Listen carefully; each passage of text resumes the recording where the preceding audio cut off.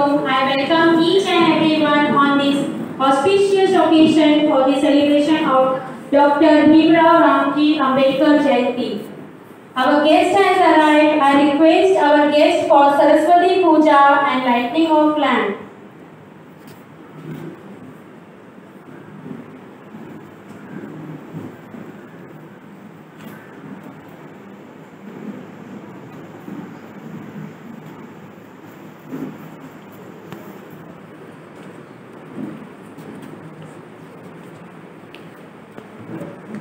Of Dr. Bhimrao Ramji Ambedkar.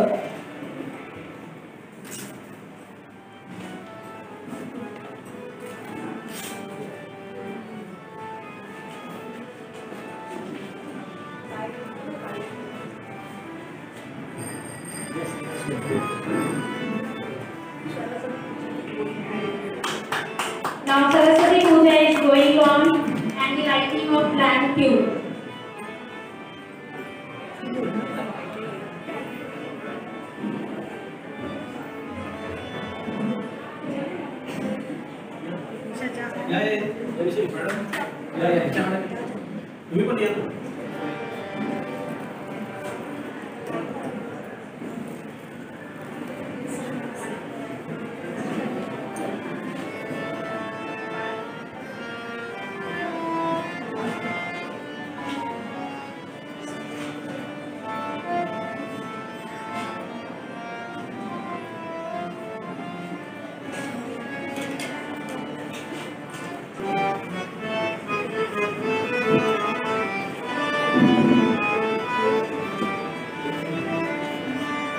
The man who fought for the nation, for the poor people, for the right to education is none other Dr. Bhimrao Ramji Ambedkar. A social reformer, not only a social reformer, but the author of our constitution too.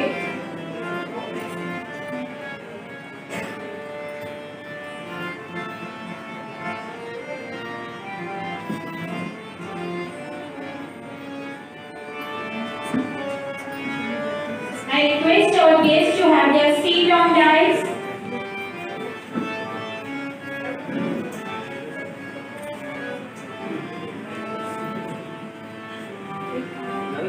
Give Bud Vandana.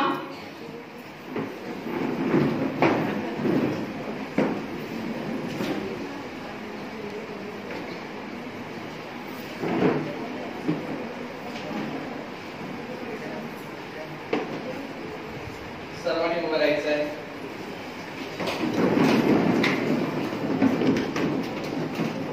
हात जोडायचे.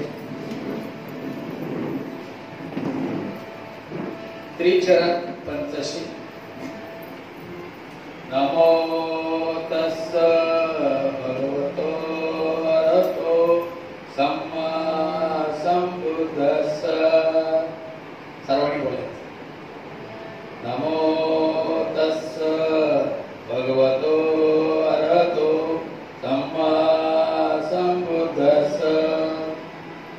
नमो तस्स भगवतो अरहतो सम्मा संबुद्धस्स. बुद्धं शरणं गच्छामि. धम्मं शरणं गच्छामि. संघं शरणं गच्छामि. द्वितीयंपि बुद्धं शरणं गच्छामि. द्वितीयंपि धम्मं शरणं गच्छामि. द्वितीयंपि संघं शरणं गच्छामि. तृतीयंपि बुद्धं शरणं गच्छामि. तृतीयंपि धम्मं शरणं गच्छामि. तृतीयंपि संघं शरणं गच्छामि. पानातिपाता वेरमणि सिक्खापदं समादियामि. अदिन्नदाना वेरमणि सिक्खापदं समादियामि. कामेषु मिच्छाचारा वे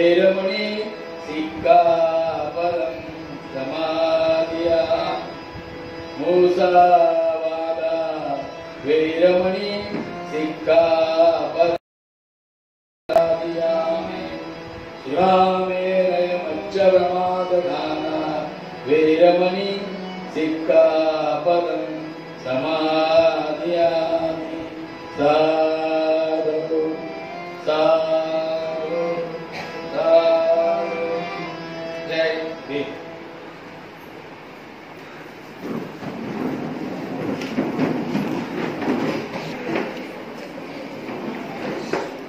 Let us start today's assembly as we know that God is always with our first priority.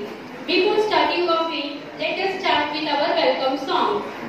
I request Ganesh Sawant sir and his team to present their welcome song.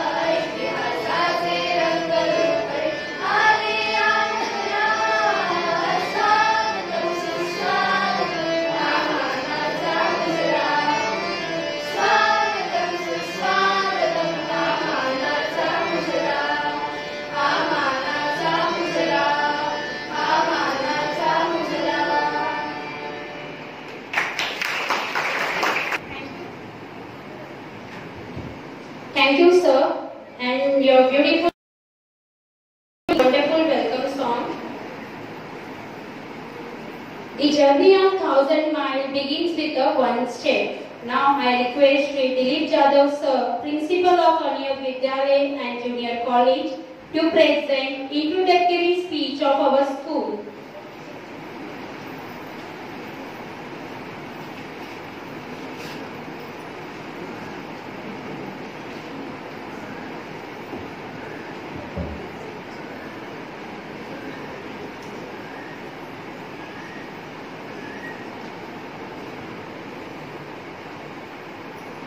व्यासपीठावरील सन्माननीय अध्यक्ष श्रावणी घाडीगावकर, एक आदर्श विद्यार्थिनी अनियोग विद्यालयाची, आपलं भाग्य आजच्या कार्यक्रमाचे प्रमुख पाहुणे श्री शैलेंद्र साहेब ओळजी, आपल्या कांबळे सरांचे वर्गमित्र आहेत. कामगार उपायुक्त महाराष्ट्र राज्य इकडे कार्यरत आहेत. व्यासपीठावरती विराजमान असलेले आपले समाजशास्त्राचे अध्यापक कांबळे सर, मुख्याध्यापिका निशा मॅडम, देडके मॅडम, मालुंकर मॅडम आणि पर्यवेक्षक कर्मदे सर, उपस्थित सर्व विद्यार्थी मित्र आणि अध्यापक वर्ग, आज आपण डॉक्टर बाबासाहेब आंबेडकर यांची जयंती साजरी करण्यासाठी या दाभोळकर सभागृहामध्ये उपस्थित आहोत आणि या कार्यक्रमाचं प्रास्ताविक करण्यासाठी मी या ठिकाणी आमंत्रित आहे. विद्यार्थी मित्र हो, आपल्या सर्वांना जाणीव आहे, सर्वांना माहिती आहे, पोळसर या ठिकाणी संपूर्ण गटाराचं साम्राज्य होतं आणि बरचसे हे गटार या ठिकाणी भरून काढलेले आहे. 1979 साली या ठिकाणी अनुयोग शिक्षण संस्थेची स्थापना सन्माननीय प्राचार्य संस्थापक भाईसाहेब चिंदकर सर यांनी केली आणि तेवढ्याच तोला मोलाची साथ त्यांच्या सौभाग्यवती रोहिणीताई चिंदकर मॅडमने दिली. या शाळेच्या संस्थेचं दुसरं भाग्य असं की तत्कालीन शिक्षण मंत्री सदानंदजी वर्दे यांनी या विद्यालयाला सानुदानासह मंजुरी दिली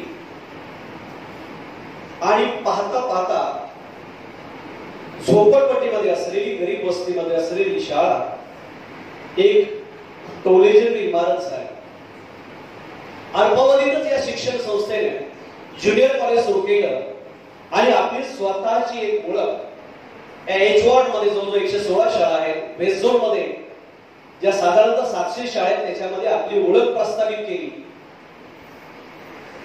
ही जी शाळा बांधली ते आता विद्यमान असलेले जे या शाळेचे अध्यक्ष आहेत दाभोळकर सर, हे मंत्रालयामध्ये सुप्रसिद्ध आर्किटेक्चर होते. आता ते निवृत्त आहेत.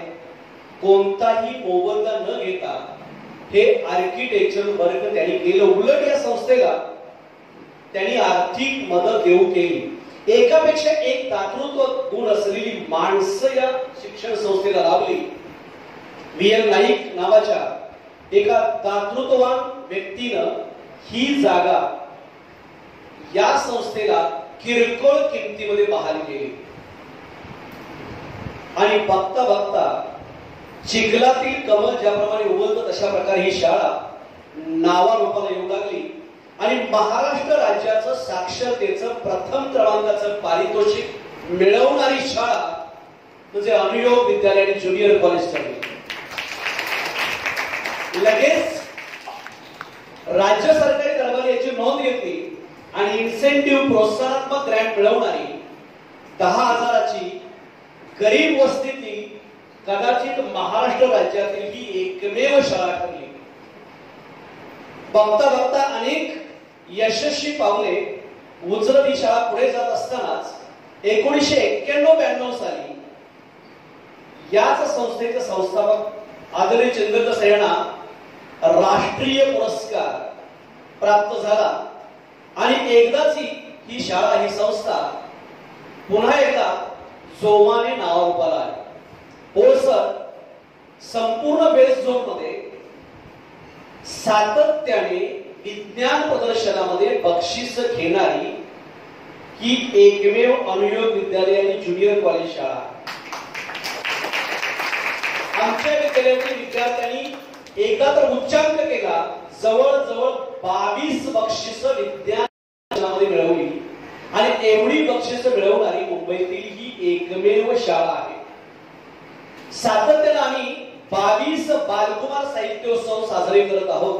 या बालकुमार साहित्योत्सवाचं वैशिष्ट्य असं आहे की नाटककार रत्नाकर मतकरी ज्यावेळेला आले त्यावेळेला म्हटले की तुमच्या कार्यक्रमाचा अध्यक्ष, कार्यक्रमाचा निवेदक, कार्यक्रमाचा आभार प्रदर्शन मानणारे प्रत्येक व्यक्ती तुमच्या शाळेतील विद्यार्थी असावे की जेणेकरून भविष्यामध्ये अशा प्रकारचे सर्वांगीण विकास म्हणजे काय हे ते विद्यार्थ्यांना कळेल. तेव्हापासून आजपर्यंत प्रत्येक बालकुमार साहित्योत्सवाला सर्व कार्य विद्यार्थी करता शिक्षकाला जो एक शब्द वापरलेला आहे दी गुड फॅसिलिटेटर, त्याप्रमाणे प्रत्येक शिक्षक त्यांच्या पाठीमागे फॅसिलिटेटर म्हणून उभा असतो आणि खऱ्या अर्थाने विद्यार्थी घडून पुन्हा अशा प्रकारचं कार्य करण्यास पुढे जात असतात। या मातीमध्ये कोणत्याही कॉलेजमध्ये आम्ही छातीठोकपणे सांगू शकतो की एवढे साहित्यिक आले नसतील, एवढे साहित्यिक या भूमीनं पाहिलेले आहेत। माजी पंतप्रधान मोरारजी देसाईंचा पदस्पर्श, धर्मपुरी साळसकर यांचा पदस्पर्श या भूमीमध्ये झालेला आहे। कॅप्टन लक्ष्मी सर या शाळेमध्ये आल्या आणि त्यांच्या ते झेंडावंदन सुद्धा झालेलं आहे। हे या शाळेचं, या शिक्षण संस्थेचं सद्भाग्य आहे।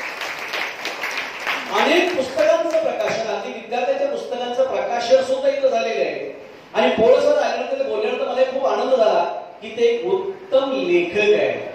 पोळ्या नावाचं चाइल्ड लेबरवरती त्यांनी उत्तम पुस्तक निर्माण केलेलं आहे आणि अजिबात ओळख नसताना कुमार केतकर यांनी त्याची प्रस्तावना लिहिलेली आहे। हे त्या पुस्तकाचं आश्चर्य आहे। ते पुस्तक आपल्या वाचनासाठी थोड्या वेळाने येणार आहे आणि म्हणून आज तुम्ही आमच्या कार्यक्रमाला प्रमुख पाहुणे म्हणून लावला, त्याचबरोबर एका साहित्यिकाचा पदस्पर्श झाला, याचा आम्हाला रोमहर्ष होत आहे।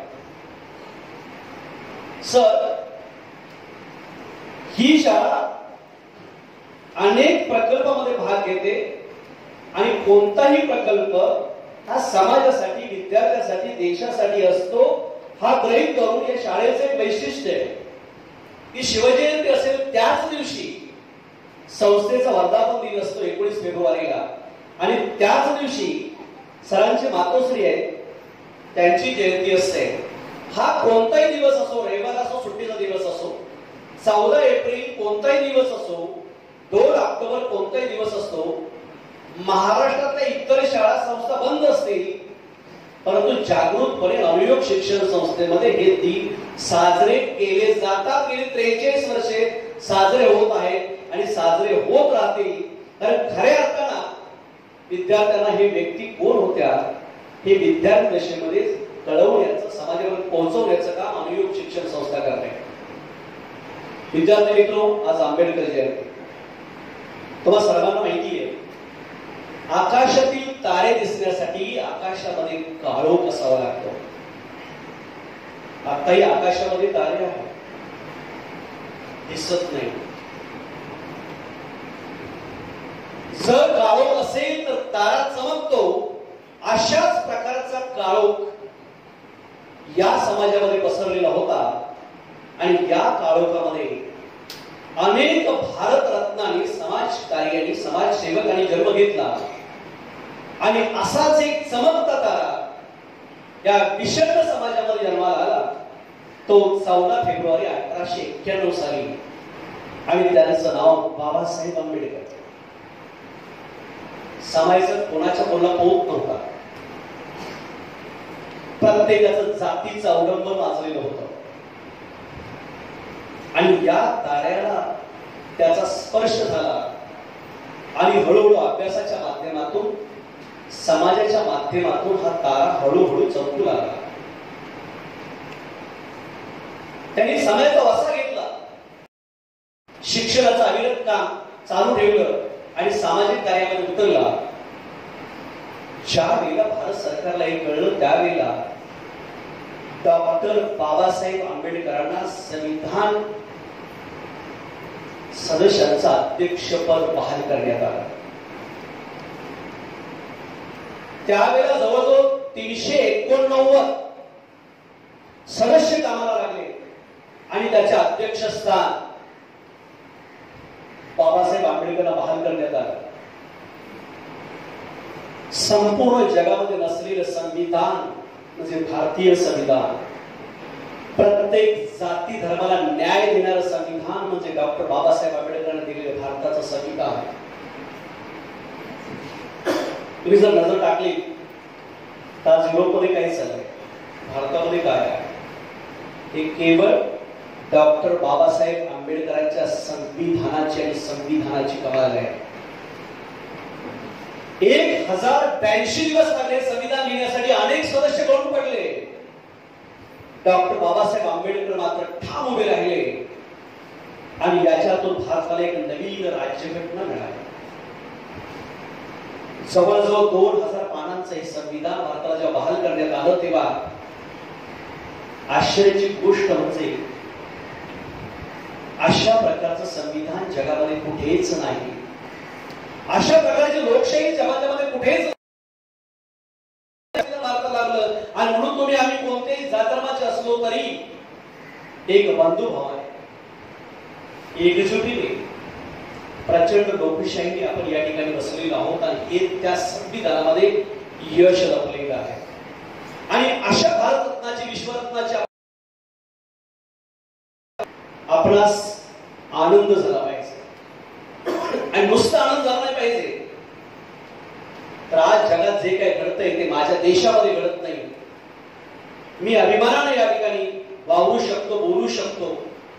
पण एक लक्षात ठेवा, प्रत्येकाला हक्क असतात, कर्तव्यांचा आणि जबाबदारीचा विसर होतो. हा विसर होऊ नये याची जाणीव अनुयोगच्या प्रांगणामध्ये असताना प्रत्येक विद्यार्थ्यांच्या आपल्या मनामध्ये आली पाहिजे. तरच आणि तरच अशा प्रकारच्या जयंती आणि पुण्यतिथी आपण साजऱ्या करतो त्याचं फलित होऊ शकतं. अन्यथा त्या फक्त जयंती आणि पुण्यतिथी साजऱ्या करण्यापाठीमागचा फक्त उठाणे होऊ शकतो, उत्तम प्रयत्न होऊ शकत नाही. पुढे अनेकांना बोलायचे अनेक कार्यक्रम आहेत, त्यामुळे याच ठिकाणी मी थांबतो. जय जय महाराष्ट्र.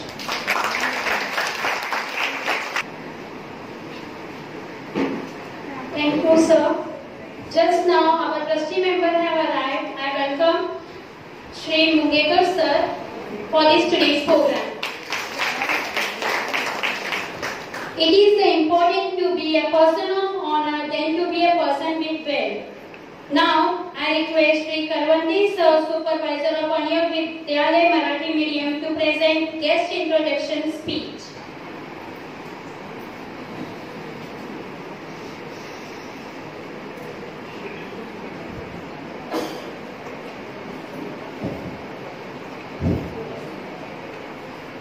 व्यासपीठावर उपस्थित सन्माननीय पाहुणे आणि सभागृहात उपस्थित सर्व असतील या सर्वांना आजच्या भारतरत्न नव्हे तर विश्वरत्न डॉक्टर बाबासाहेब आंबेडकर यांच्या जयंतीनिमित्त सर्वांना शुभेच्छा देतो. माझ्याकडे आता पाहुण्यांच्या ओळख हा कार्यक्रम ठेवलेला आहे. तर खरं म्हणजे मी सरांना पाहुण्यांना पण मी सांगू इच्छितो की आमच्या अनुयोग शिक्षण समितीची एक परंपरा आहे की ज्याप्रमाणे कार्यक्रमाची सुरुवात ही नेहमी वेळेवरच होते. कदाचित असं होऊ शकतं की एखादा पाहुणे जर उपस्थित नसतील तरी सुद्धा आम्ही कार्यक्रम मात्र ठरलेल्या वेळेतच सुरू करतो. तर आजही थोडंसं असं झालंय की आज खरं म्हणजे आपल्या कार्यक्रमाचे अध्यक्ष आहेत माननीय श्री संतोष त्रिंबककर सर, पण त्यांच्या काही वैयक्तिक मेडिकल थोडेसे प्रॉब्लेम झाल्यामुळे ते आपल्यामध्ये थोड्या वेळाने उपस्थित होणारच आहेत. पण मग कार्यक्रम आणि त्याच म्हणून आमची अनुयोग विद्यालयाची पुणे विद्यार्थिनी कुमारी श्रावणी घाडेगावकर हिला आज आपण हा अध्यक्षपदाचा सन्मान दिलेला आहे आणि आपण कार्यक्रमाची सुरुवात केलेली आहे. आणि आजच्या कार्यक्रमाच्या आत्तासाठीच्या अध्यक्षा कुमारी श्रावणी घाडेगावकर यांचं सर्वप्रथम स्वागत करतो. एक अतिशय हरहुन्नरी विद्यार्थिनी, तिला गायनाची आवड आहे. खरं म्हणजे ती गायनासाठी नेहमीच उभी असते पुढे, पण आज अध्यक्ष असल्यामुळे तिने थोडासा मोह आवडलेला आहे. ज्या काही गायनाच्या स्पर्धा आपल्या पूर्ण विभागात झालेल्या आहेत त्या प्रत्येक स्पर्धेत तिचा सहभागी असतो आणि अनेक बक्षिसे सुद्धा त्यांनी मिळवलेली आहेत. त्याचबरोबर ज्यांना लेखनाची आणि भाषणाची आवड आहे, ते निबंध लेखनाच्या स्पर्धा असू देत, वक्तृत्वाच्या स्पर्धा असू देत, नेहमीच भाग घेणार आणि पारितोषिक मिळवणार. तर अशी ही आमची हरहुन्नरी विद्यार्थिनी आज आपल्या आंबेडकर जयंतीच्या डॉक्टर बाबासाहेब आंबेडकर यांच्या जयंतीच्या कार्यक्रमानिमित्त आपण त्यांना अध्यक्षपदाचा मान दिले आहे. तर मी अनुयोग विद्यालय आणि कनिष्ठ महाविद्यालयाचे प्राचार्य श्री दिलीप जाधव सर यांना विनंती करतो की त्यांनी आपल्या अध्यक्षांचं पुष्पगुच्छ देऊन स्वागत करावं.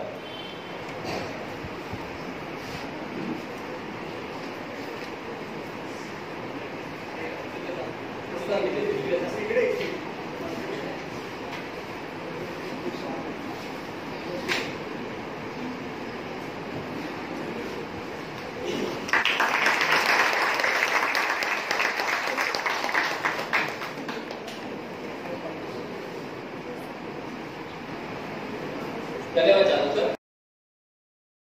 खरे आपल्या कार्यक्रमाचे अध्यक्ष माननीय श्री संतोष निंबाळकर सर हे आपल्या अनुयोग शिक्षण संस्थेचे सदस्य आहेत.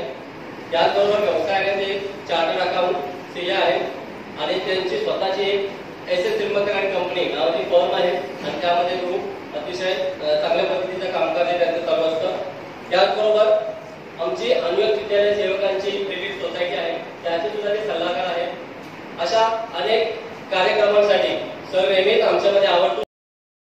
वेळोवेळी त्यांचं आम्हाला मार्गदर्शन सुद्धा मिळत असतं. पण आज त्यांच्या काही अडचणीमुळे ते उपस्थित थोड्या वेळाने राहणार आहेत. तर मी त्यांचं या ठिकाणी शब्दसमूहाने स्वागत करतो.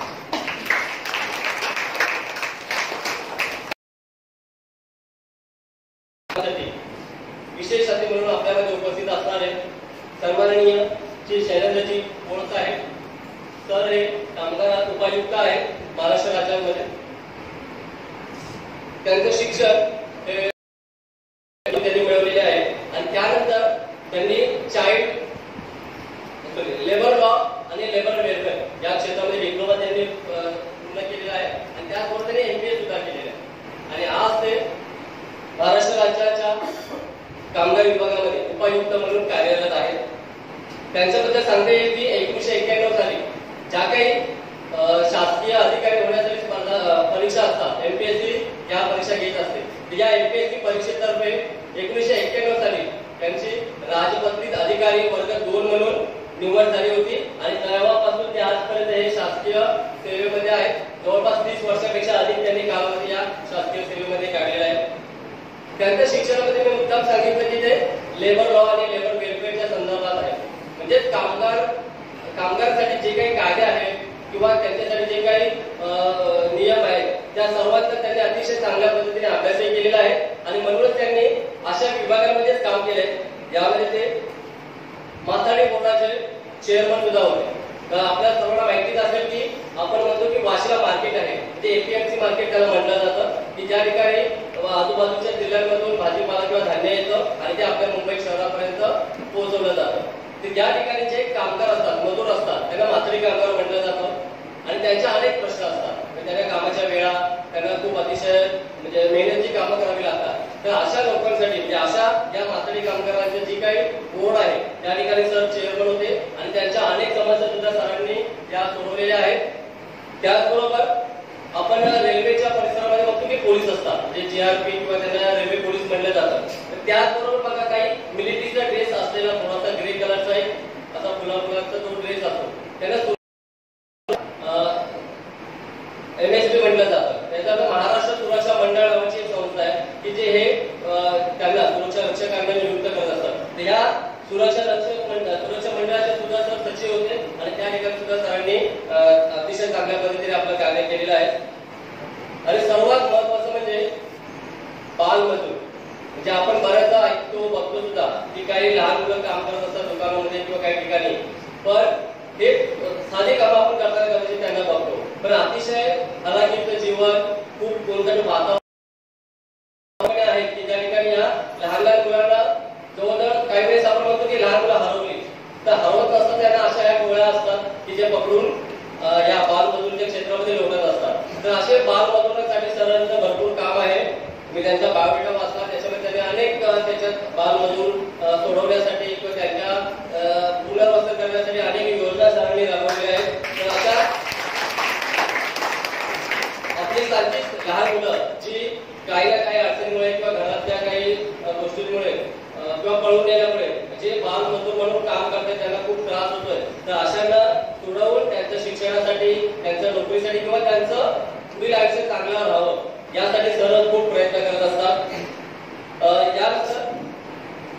या कारणासाठी बालमजुरी बंद करणे किंवा बालमजुरांचं पुनर्वसन करणे यासाठी आंतरराष्ट्रीय अनेक कार्यक्रम राष्ट्रीय असतील आंतरराष्ट्रीय कार्यक्रम असतील त्यामध्ये सरांनी सहभाग घेतलेले आहेत. व्याख्याने दिलेली आहेत परिसंवाद घेतलेले आहेत आणि काही प्रशिक्षण सुद्धा त्यांनी मिळाले. आणि यासाठी बालमजुरी विरोधी अभियान त्यांनी जे काही राबवलं होतं त्यासाठी त्यांना विशेष फेलोशिप सुद्धा मिळालेली आणि त्यावर त्यांनी खूप चांगला प्रबंध सुद्धा सादर केला होता. त्याचबरोबर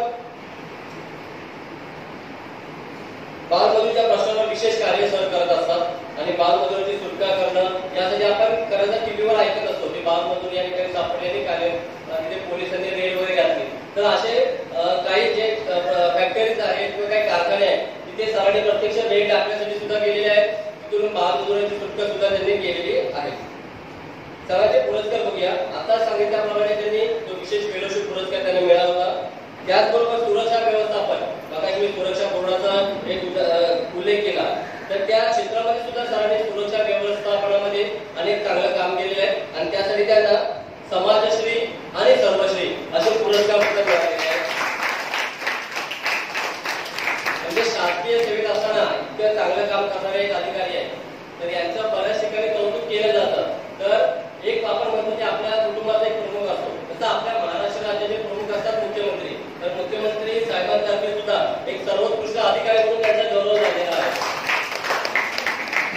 आणि त्याचबरोबर जे काही सरकारी अधिकारी आता होऊ पाहणार आहेत, म्हणजे तुम्हाला रिझल्ट करणार आहे की तुम्ही पुढे पदवी तुम्ही एक अधिकारी बनू शकता. तर या ठिकाणी जे काही अधिकारी म्हणून निवडले जातात त्यांचं प्रशिक्षण होतं आणि ती संस्था आहे यशदा पुणे. या ठिकाणी सुद्धा सर व्याख्याने म्हणून जात असतात आणि एक चांगल्या अधिकाऱ्यांबरोबरच म्हणून सर स्वतः पुढाकार घेत असतात, तिथे प्रशिक्षण मार्गदर्शन करत असतात. याबद्दल सर्वांचे आपण विशेष कौतुक करूया. आणि मी पुन्हा एकदा प्राचार्य श्री दिलीप जाधव सर यांना एक दुरुस्ती करतो. आपल्या संस्थेचे सदस्य मुंगेकर सर आलेले, तुम्ही मुंगेकर सरांना विनंती करतो की तुम्ही आपल्या आजच्या प्रमुख विशेष अतिथींचा सत्कार तुम्ही करावा.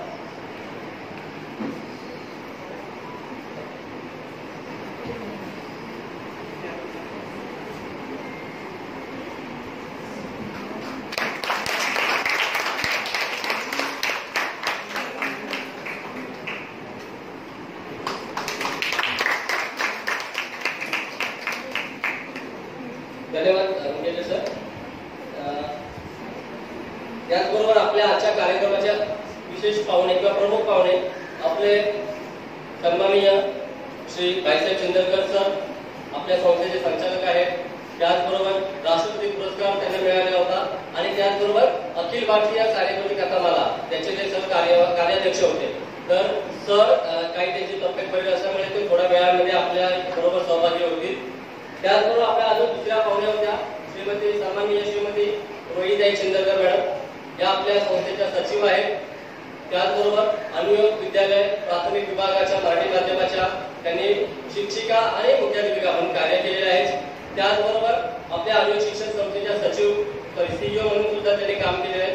आणि जे काही इंग्रजी माध्यम आपल्या या संस्थेमध्ये चालू आहे त्यांच्या संपूर्ण जबाबदारी मॅडमकडे असते. तर मी आपले संस्थापक श्री भाईसाहेब चंद्रकर सर आणि सन्माननीय रोहिताई चंद्रकर मॅडम या दोघांचं सुद्धा शब्दसंज्ञाने या ठिकाणी स्वागत करतो.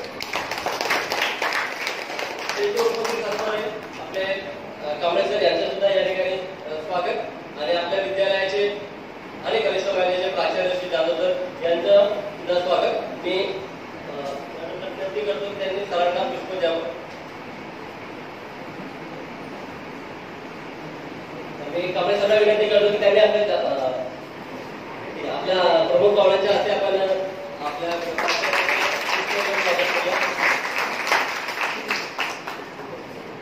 आणि कांबळे सरांना सुद्धा आपण एक पुष्प द्यावं असं विनंती करतो. आपल्या संस्थेचे सदस्य श्री मुंगेकर सर या ठिकाणी उपस्थित आहेत. मी मॅडमला विनंती करतो की दिशा मॅडम तुम्ही आपल्या संस्थेच्या सदस्यांचं पुष्प देऊन स्वागत करावं.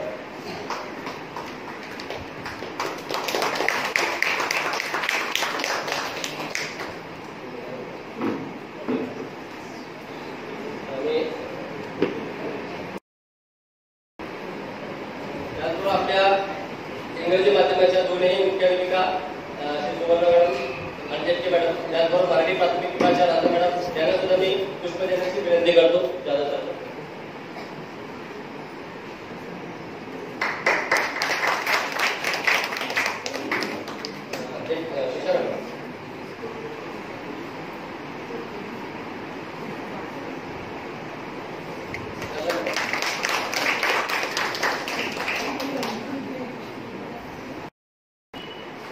धन्यवाद जाधव सर.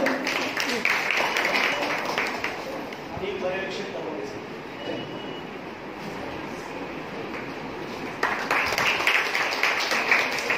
धन्यवाद जाधव सर. या ठिकाणी मी एकच 2 मिनिटं फक्त घेतो, कारण वेळ आहे आपल्याकडे इतर कार्यक्रम असल्यामुळे. फक्त आज आपण डॉक्टर बाबासाहेब आंबेडकरांची जयंती साजरी करत आहोत, तर मी एकच वाक्य म्हणेन. दलितांचा राजा भीमराव माझा, दलितांचा राजा भीमराव माझा, दीन दुबळांचा झाला सावली हो, दीन दुबळांचा झाला सावली हो, त्याने माणसाला माणुसकी दावली हो, त्याने माणसाला माणुसकी दावली. तर संपूर्ण ज्यावेळेस कृष्ण अस्पृश्य वृक्षवर्णीय असा जो काही आपला भेदभाव ज्यावेळेस मांडला जात होता, त्या काळात डॉक्टर बाबासाहेब आंबेडकरांनी जन्म घेतला. तिथून शिक्षण घेऊन, म्हणजे आपण त्याला म्हणतो की शिक्षण हे बाहेरचं दूध असतं, तर हे बाहेरचं दूध त्यांनी प्यायलं आणि त्याच्यातूनच त्यांना संघर्ष करण्याची एक प्रेरणा मिळाली. संघर्ष केला, शिकले आणि संघटित होऊन आपला एक प्रकारचा समाज जागृती करण्याचं काम केलं आणि आपल्या या संपूर्ण भारत देशावर त्यांचे अनंत उपकार आहेत. तर या ठिकाणी मी थांबतो. धन्यवाद.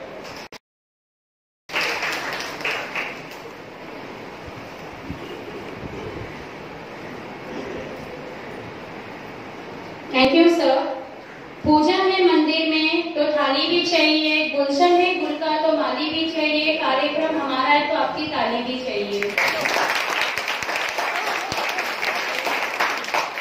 Education make up people easy to lead but difficult to drive, easy to govern but impossible to enslave. Now I request Yes Mahesh Jadhav of 4th standard from Marathi medium primary section to give a short speech. Yes.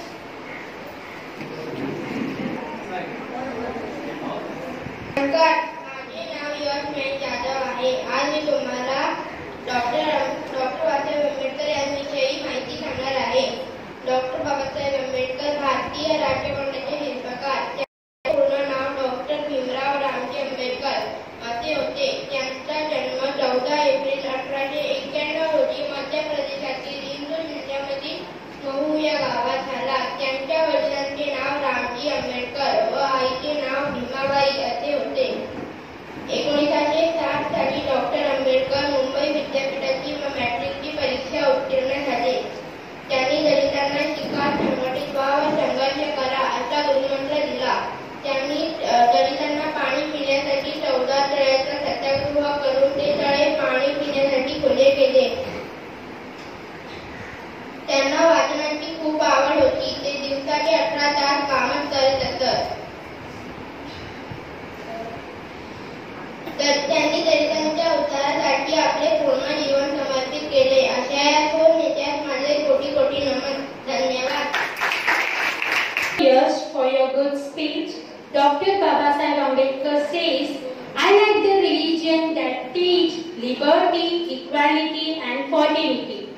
Now I request Yuvraj Rale of 6th standard from English secondary sections to present a mono act on मी आहे Babasaheb. 14 April जयंती महानवीर भीमाची. 14 April जयंती महानवीर भीमाची. ज्याने दिली भारताला भेट संविधानाची, भेट संविधानाची. भारताचे संविधान लिहिणाऱ्या भीमराव रामजी आंबेडकरांना माझा कोटी कोटी प्रणाम. नमस्कार, मी उमाशंकर राळे आणि विद्यालय इंग्लिश मीडियम इयत्ता 6वी मध्ये शिकत असून आज मी तुमच्या समोर आंबेडकरांची भूमिका प्रस्तुत करणार आहे. माझ्या आईचे नाव भीमाबाई म्हणून माझे नाव भीमराव. माझ्या वडिलांचे नाव रामजी व माझ्या गुरुजनांचे आडनाव आंबेडकर. मी या सर्वांना माझ्या नावात सामावून. वयाच्या 5व्या वर्षी आई मला सोडून गेली.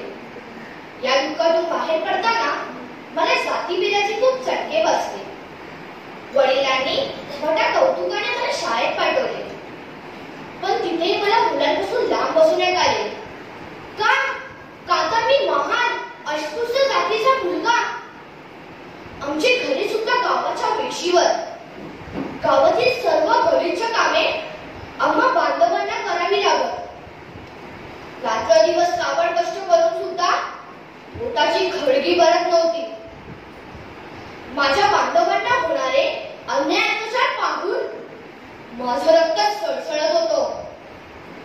सहकामाच्या बांधवांना या नरकातून काढायचं असेल तर शिक्षणाशिवाय दुसरा उपाय नाही याची मला जाणीव झाली आणि मी शिक्षणाचा ध्यास घेतला. म्हणून म्हणतो बांधवांनो, शिक्षण हे स्वागिनीचे दूत आहे आणि जो कोणी हे प्राशन करेल तो होणार नाही. तुम्ही मला भारत निर्माता, संविधान निर्माता व भारतरत्न यासारखे अनमोल पुरस्कार दिले. यासाठी मी तुमचा खूप खूप आभारी आहे. चला आता निरोप घेतो. भारत माता की. धन्यवाद. Really, it's a wonderful performance of yours. As we all know, Indian women considered naturally subordinate to the men. She has been denied all human rights politically, economically, socially. In order to bring reform related to Hindu Code Bill. जब से हमें आजादी milli है 1947 के बाद आज तक महिलाएं अपने हक के लिए लड़ती रहती है, लेकिन वो तब भी उस तरह ही परेशान रहती है, लेकिन उनको उनका हक तो मिलता नहीं है. डॉक्टर बाबा साहेब अम्बेडकर जी ने इन्हें हक दिलाने के लिए कुछ नियम आगे लाए थे आजादी के बाद, लेकिन वो कुछ कठिनाइयों की वजह से उसका आगे बढ़ नहीं पाया. लेकिन उसे कब पेश किया गया?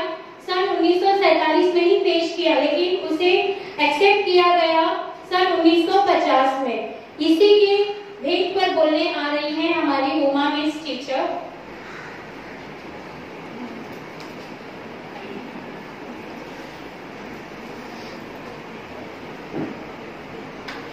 उपस्थित सर्वांना माझा सस्नेह नमस्कार. माणसाला माणूस म्हणून जगण्याचा अधिकार देणाऱ्या महामानवाला माझे त्रिवार अभिवादन. इथे मी आपणास हिंदू कोड बिल म्हणजेच हिंदू संहिता विधेयक याविषयी थोडीफार माहिती सांगणार आहे. आपल्या भारताचे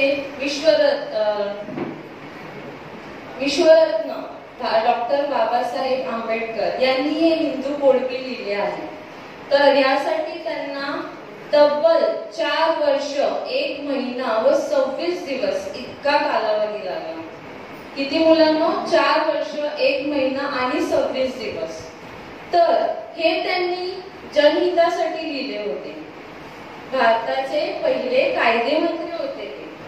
कायदे मंत्री म्हणजे काय? त्यांनी त्याच्यामध्ये स्त्रियांच्या हक्कासाठी व अधिकारासाठी काही तरतुदी ठेवल्या आहेत. तर त्याच्यामध्ये त्यांनी 8 अधिनियम यांचा समावेश केला आहे.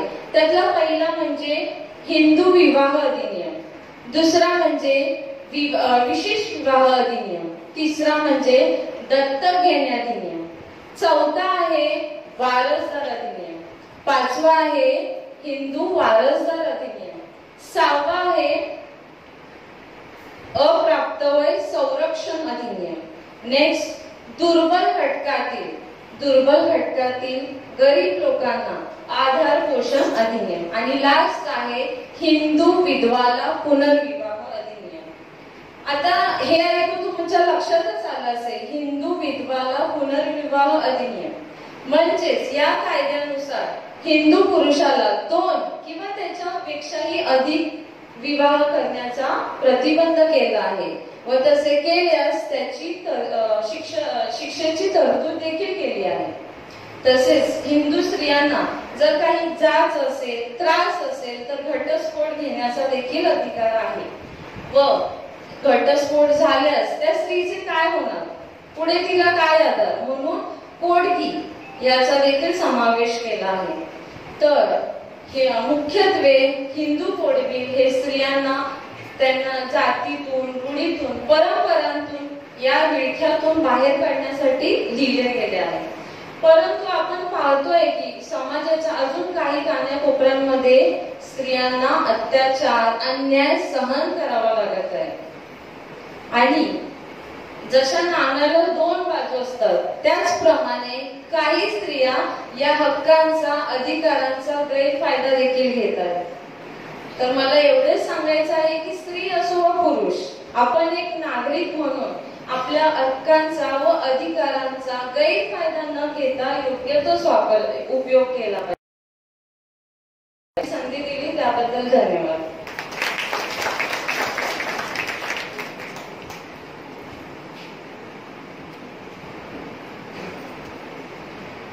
Thank you, Uma teacher.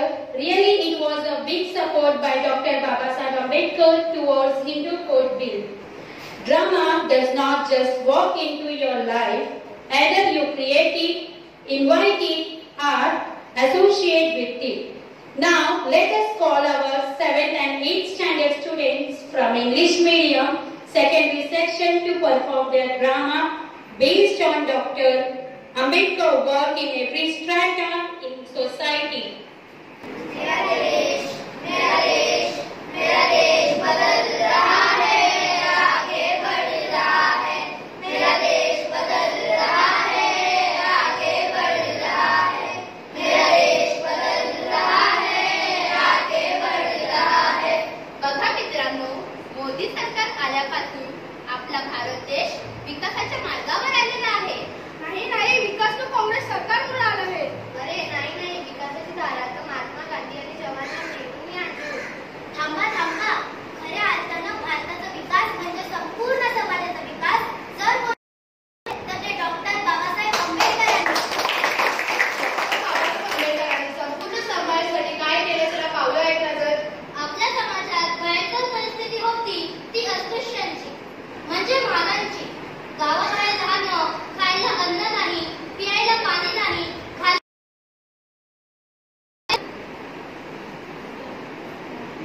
तू कोण रे? अरे हाच तो पकडायला मारा आहे, ती विटवली आहे. मारा. पाहिलं, हे तर अन्याय आहे. आपल्या देशात एवढे त्यांनी याच्या विरोधात काहीच केले नाही. केले, पण फक्त डॉक्टर बाबासाहेब आंबेडकरांनी. आठवा, महाराष्ट्राचे 14 तळ्याचे सत्याग्रह. पण कोणत्या जगाचा विरोध करण्यासाठी शिकले पाहिजे. अरे पण शिक्षणाचा अधिकार होता कुठं? चला बघू.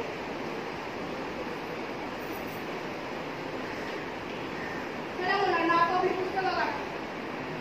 आणि हो गुरुजी. गुरुजी आमच्याबरोबर का बसला आहे? आम्हाला एक पण आज तर आपण शिकत आहोत ना. हा, आज आपण शिकून शिक्षिका, डॉक्टर, इंजिनियर, वकील हे सगळं काही होतो कुणामुळे? डॉक्टर बाबासाहेब आंबेडकरांमुळे. अशाने डॉक्टर बाबासाहेब आंबेडकरांचा विजय असो. निसर्ग, उदाहरणार्थ पाऊस कधी भेदभाव करत नाही की तो उच्च जातीच्या लोकांच्या शेतात पडत आहे की खालच्या जातीच्या लोकांच्या शेतात पडत आहे. मग आपण भेदभाव का करतो? आपण समानतेने वागलं पाहिजे. मित्रांनो, कामगारांची, मजुरांची परिस्थिती त्यावेळी काही चांगली नव्हती. लोक काय करत बाबा तुम्ही आला. अरे थांबा, त्यांना दम तरी घेऊ द्या. जातो त्यांना पाणी दे. अरे बाबा कसा झालास? किती काम करतोस?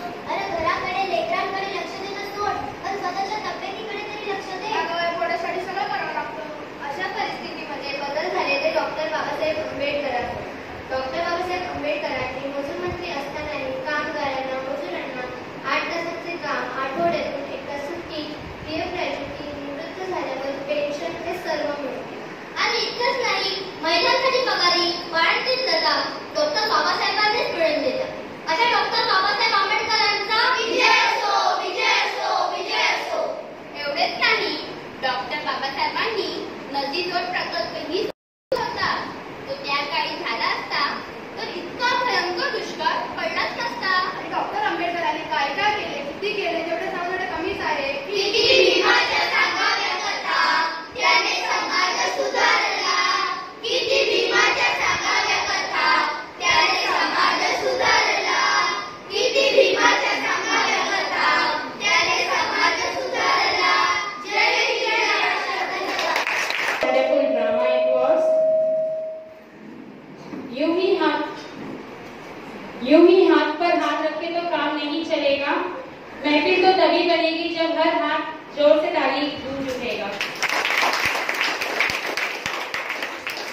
Now I request Presenting Journal of 8th standard from Marathi Medium Secondary speech.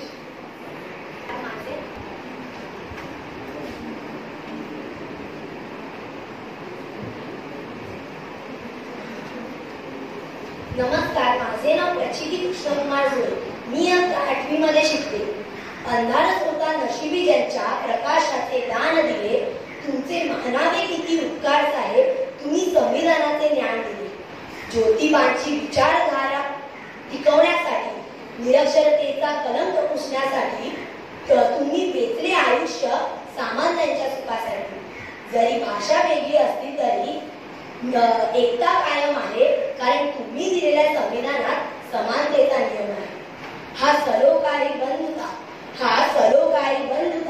राष्ट्रभावना कायम वाढत जाईल, कारण रोज पहाटे सूर्य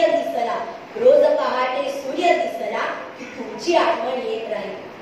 सन्माननीय व्यासपीठ, आदरणीय गुरुजन आणि भारतीय संविधानाच्या नात्याने जोडलेल्या माझ्या तमाम बंधू आणि भगिनींनो, आज दिनांक 14 एप्रिल ही फक्त तारीख नाही, तर एका संविधानाचे आरंभ बिंदू आहे. एका नव्या युगाची सुरुवात आहे. एका जिवंत संघर्षाचा प्रारंभ आहे.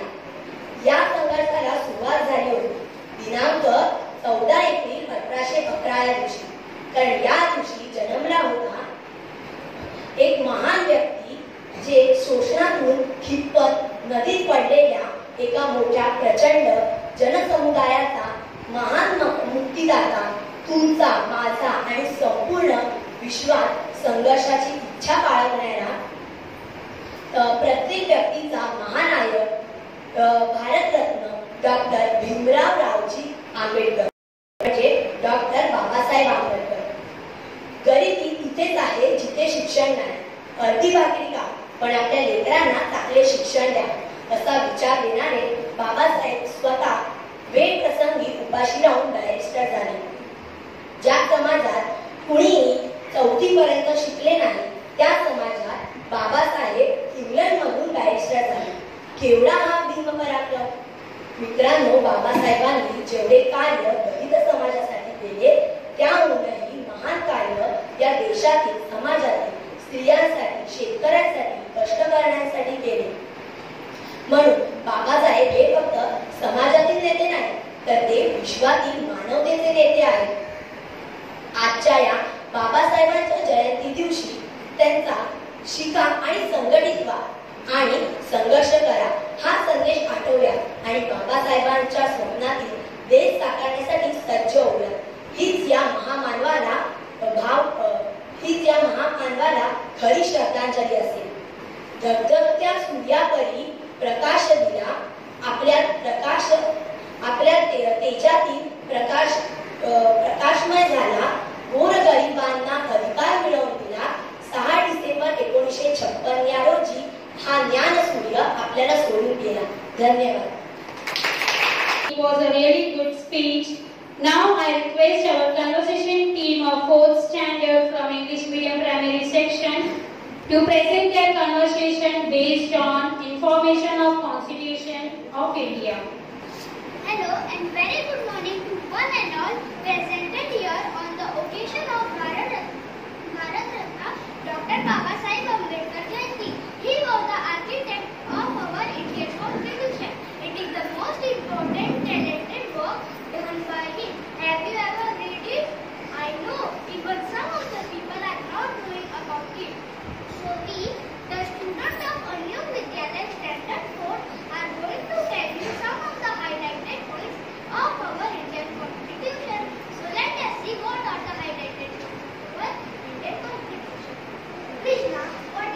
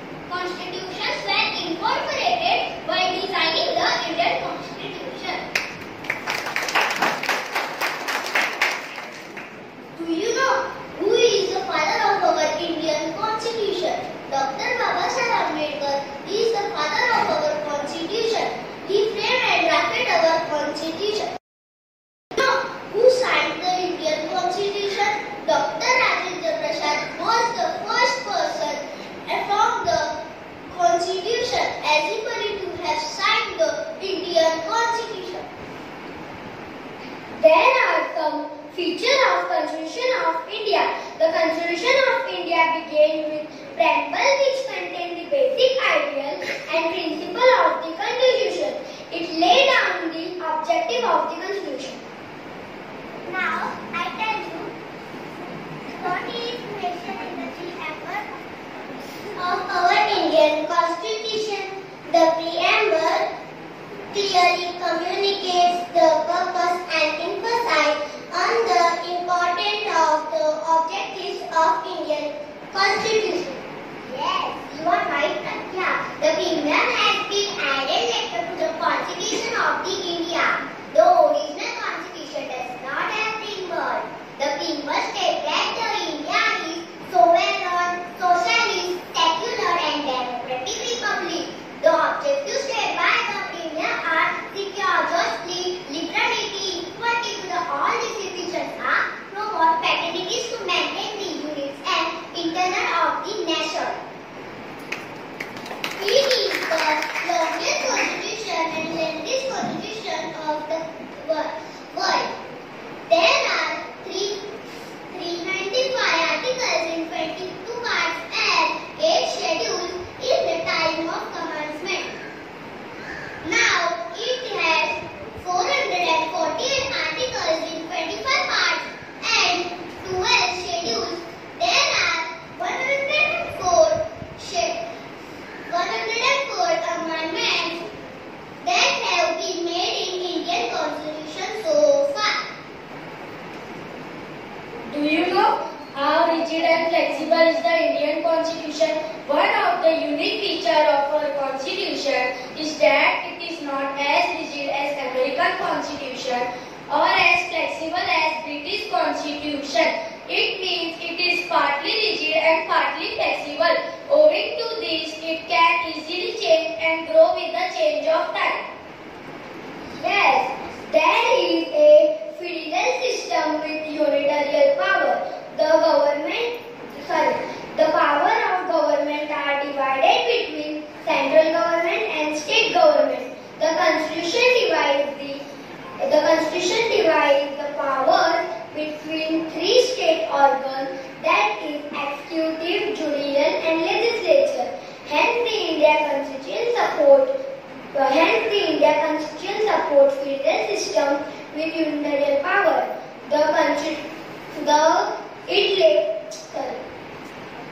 It includes many unitarian powers, emergency provision, appointment of governors, president, etc. Now I will tell you some fundamental rights and fundamental duties. The Indian Constitution provides an elaborate list of fundamental rights to the citizens of India. The Constitution also provides a list of 11 duties to the citizens of India. Some of these duties included respect of this national flag and national anthem, integrity and unity of the country, and public property. India is the republic, which means that sector of honor does not rule the country. Does not rule the country. The government is of the people, by the people, and for the people. Citizens nominate and elect its after every buyer. The Constitution serves as guidelines for every citizen. It has been attain the status of republic in the world.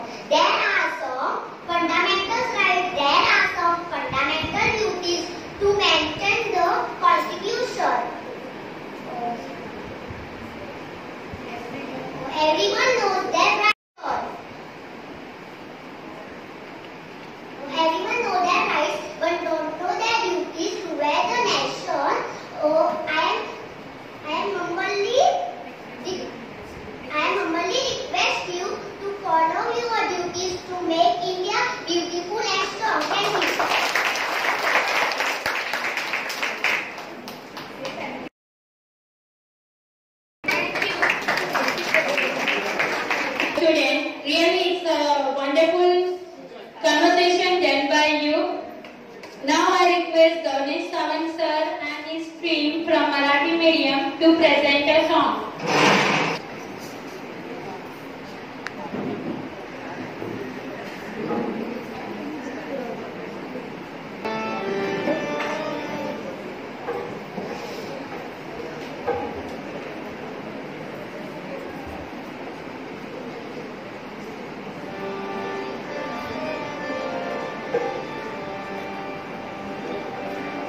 दलितांचा राजा भीमराव माझा दीन दुबळ्यांची झाला सावली त्यानं माणसाला माणुसकी दावली हो त्यानं माणसाला दावली हो त्यानं माणसाला दलितांचा राजा भीमराव माझा दीन दुबळ्यांची त्यानं माणसाला माणुसकी दावली हो त्यानं माणसाला हो त्यानं माणसाला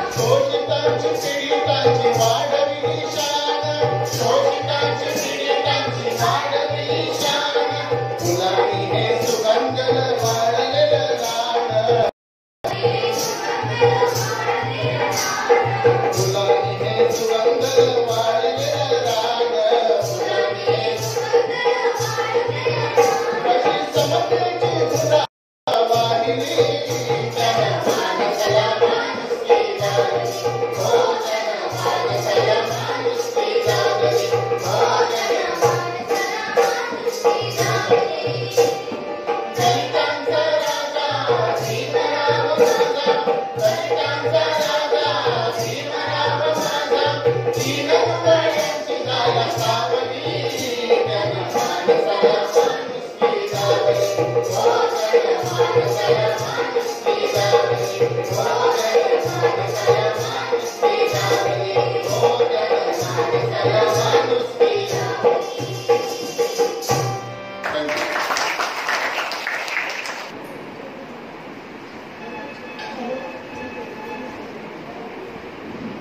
you, sir, and for your team members to presenting a beautiful song.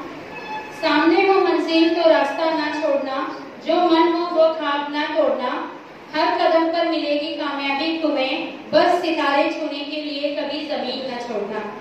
Now I request Shri Kamble sir, assistant teacher, to share his viewpoint on Dr. Babasaheb Ambedkar.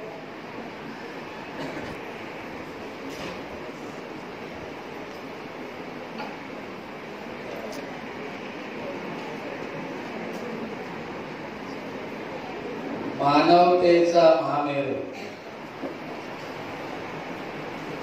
Bharat Ratna परमपूज्य डॉक्टर बाबासाहेब आंबेडकर. सर्वात प्रथम त्यांना आमच्या अनियोग शिक्षण संस्थेतर्फे अनियोग विद्यालय, ज्युनियर कॉलेज, मराठी माध्यमिक, इंग्रजी माध्यम, प्राथमिक मराठी माध्यम यांच्यातर्फे त्रिवार अभिवादन. आज या अनियोगच्या दाभोळकर सभागृहामध्ये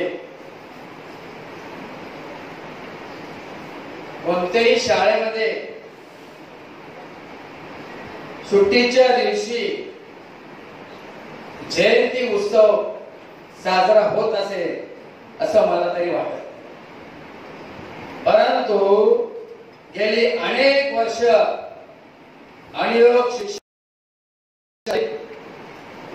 अनियोग विद्यालय, इंग्रजी माध्यम, मराठी माध्यम, प्राथमिक मराठी, ज्युनियर कॉलेज,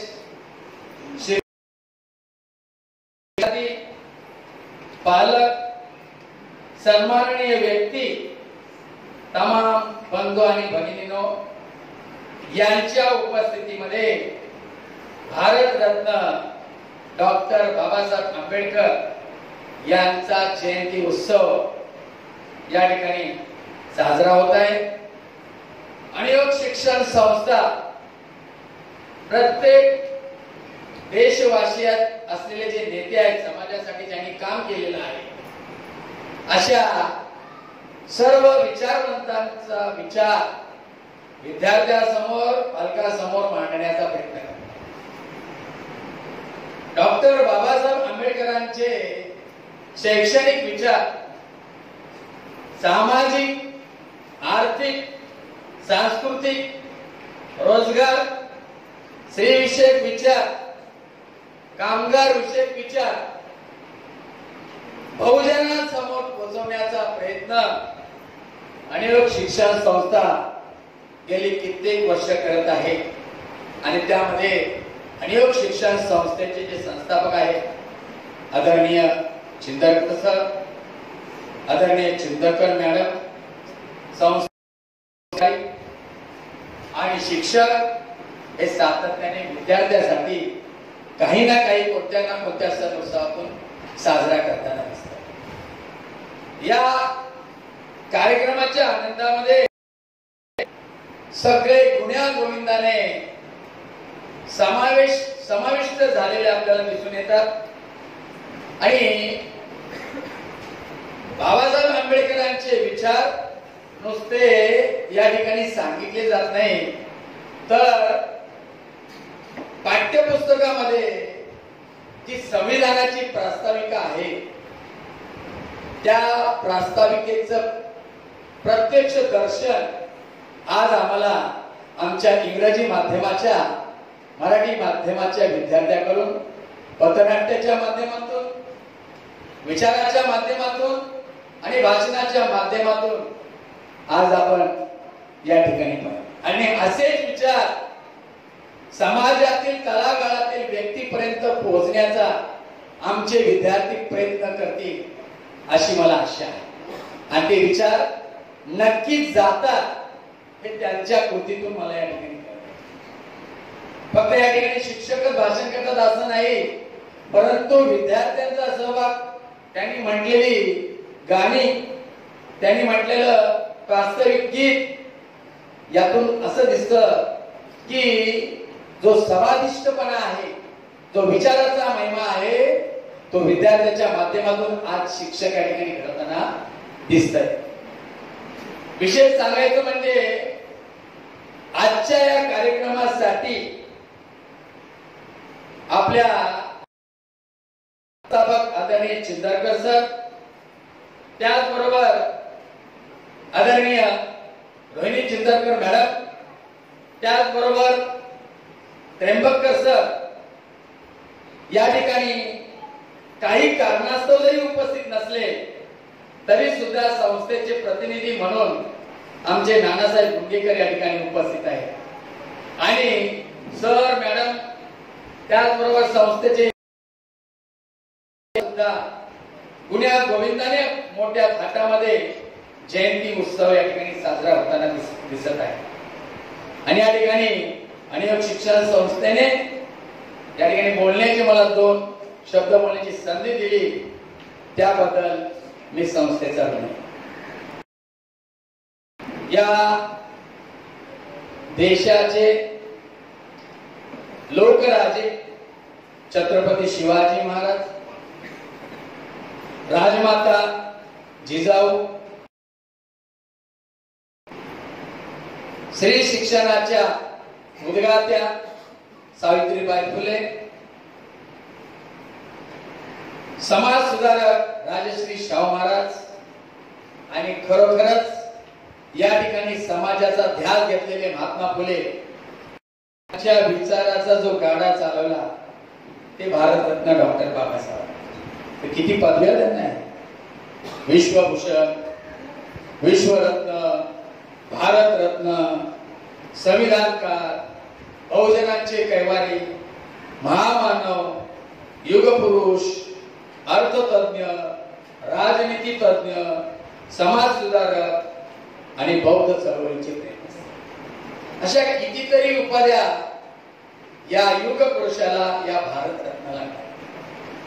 विद्यार्थी मित्रांनो, आपल्याला एक नाज असायला पाहिजे, हे भारतरत्न डॉक्टर बाबासाहेब आंबेडकर हे नुसते दलितांचे या ठिकाणी प्रचारक नव्हते किंवा नुसता दलितांचा उद्धार करण्यासाठी त्यांनी उद्धार केलेला नाही, तर या देशाची जी राज्यघटना लिहिलेली आहे, या देशामध्ये असलेल्या 18 पगडी जाती, 18 पगडी जमाती एका छताखाली घेऊन चाललेला या संविधानाच्या माध्यमातून जरी त्यांनी एखाद्या धर्माला विरोध केला, परंतु त्या धर्माची जी तत्व आहे ती सातत्याने चांगल्या प्रकारे सांगण्याचा प्रयत्न केला. परंतु दुसऱ्याच्या धार्मिक स्वातंत्र्यावरती गदा येणार नाही अशा प्रकारचं धर्मनिरपेक्ष राष्ट्र तयार करण्याचा ध्यास या संविधानातून, या राज्यघटनेतून आपल्याला दिसतो. या संविधानामध्ये ज्या उद्देश पत्रिकेमध्ये तुम्हाला जे दिलेले स्वातंत्र्य आहे, समता आहे, बंधुता आहे, न्याय आहे, धर्मनिरपेक्षता आहे, लोकशाही आहे, आंतरराष्ट्रीय सामंजस्य आहे. काल परवा आपल्या शेजारचे पंतप्रधान म्हणाले भारताचं परराष्ट्र धोरण खरोखरच उत्तम आहे. भारताची जी राज्यघटना आहे ती अनेक देशांचा अभ्यास करून या ठिकाणी ही राज्यघटना लिहिलेली आहे. विद्यार्थी मित्रांनो, ऑलिम्पिकचं चिन्ह पाहिलं असणार, एकात एक असे घातलेले कडे आहेत. ते कडे म्हणजे आपल्या देशामध्ये असलेले प्रशासन, गाव पातळीपासून राष्ट्रीय पातळीपर्यंत जे असलेलं प्रशासन आहे आणि त्या प्रशासनात चालवणारा प्रशासकाचा वर्ग आहे आणि लोकप्रतिनिधी आहे, यांचे एकात एक साखळ्या घातल्यामुळे हा देश खंबीरपणे आज उभा आहे. अनेक क्रांत्या, अनेक चळवळी, अनेक सभा या ठिकाणी बाबासाहेब आंबेडकरांना उभ्या, आणि त्यांच्या काळात मोबाईल नव्हते, अशा प्रकारची यंत्रणा नव्हती, लिहिण्याचं साहित्य नव्हतं. अशा परिस्थितीमध्ये बाबासाहेब आंबेडकर शिकले. बऱ्याच जणांना त्यांचं मूळ नाव माहित नाही. बाबासाहेब आंबेडकर हे कोकणातले, महाराष्ट्रातले हे सुद्धा माहित नाही. अरे ते दलितांचे नेते आहेत. ते दलितांचे नेते नाही तर संपूर्ण भारताचे नेते आहेत आणि संपूर्ण जगाचे नेते आहेत, हे या ठिकाणी मी ठामपणे सांगू शकतो. कोकण वासियांचा अभिमान असला पाहिजे, महाराष्ट्राला अभिमान असला पाहिजे, कारण या देशामध्ये एक सामान्य माणूस आज पंतप्रधान पदावरती पोहोचलेला आहे. एक सामान्यातला सामान्य विद्यार्थी या देशाचा कृषी मंत्री झालेला आहे. एक सामान्यातला सामान्य विद्यार्थी देशाचा संरक्षण मंत्री झालेला आहे. राज्यपाल झालेले आहेत, राष्ट्रपती झालेले एक सामान्य व्यक्ती आज आपण पाहिलेले आहेत. याचं कारण संविधानामध्ये असलेल्या ज्या तरतुदी आमच्या विद्यार्थ्यांनी सांगितल्या, आमच्या काही शिक्षकांनी पण या ठिकाणी सांगितल्या, खरोखरच याच्या तरतुदी आहेत, ते कलम आहेत, एक खरोखरच वाखाणण्यासाठी. आणि ही जी कलम या ठिकाणी जो महत्वाचा प्रश्न होता तो म्हणजे संस्थानाचा प्रश्न होता. जवळजवळ 550च्या वरती संस्थानं या देशामध्ये होती आणि ब्रिटिश शासित प्रदेश होता. आणि या ब्रिटिश शासित प्रदेश आणि संस्थानं अशा दोहोंचा मेळ घालायचा म्हणजे खाण्याची गोष्ट नव्हती. भारत, पाकिस्तान आणि आताचा असलेला बांगलादेश, पाकिस्तानची निर्मिती झाली, पाकिस्तान घेतलं. बाबासाहेब आंबेडकरांना दलिस्तान घ्यायला सांगितलं होतं, परंतु बाबासाहेबांनी देशाचं अखंडत्व टिकवलेलं आहे. महात्मा गांधींनी पुण्यामध्ये पुणे करार केला, परंतु बाबासाहेबांनी अखंड भारत बनण्याचं स्वप्न पूर्ण केलेलं आहे. ही गोष्ट या ठिकाणी लक्षात ठेवली पाहिजे.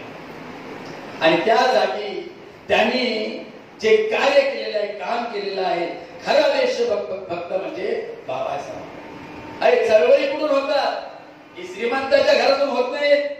ज्यांच्या पोटाला अन्न, वस्त्र, निवारा आणि रोजगार मिळत नाही आणि शिक्षण मिळत नाही, त्या ठिकाणी चळवळ होतात. सभा होते, मोर्चे होतात, चळवळी होतात, दंगे धोके होतात. याचं कारण जर प्रशासन ढिल्लं पडलं तर यासारख्या गोष्टी पुढे झाल्याशिवाय राहणार नाही. ही गोष्ट लक्षात ठेवायची. अरे आरक्षण, फक्त आरक्षण आरक्षण म्हणतो, परंतु ज्या वेळेस ज्यांना आरक्षण पाहिजे होते तेव्हा ते म्हणाले आमच्याकडे 400 एकर जमीन आहे, आमच्याकडे 500 एकर जमीन आहे, आम्हाला काय कमी आहे. बाबासाहेब आंबेडकरांनी तेव्हा सांगितलं होतं आरक्षण घ्या, आरक्षण घ्या. ऐकलं नाही आणि आता तेच आरक्षण मागण्याच्या तयारीमध्ये आहे. ही खेदाची गोष्ट आहे.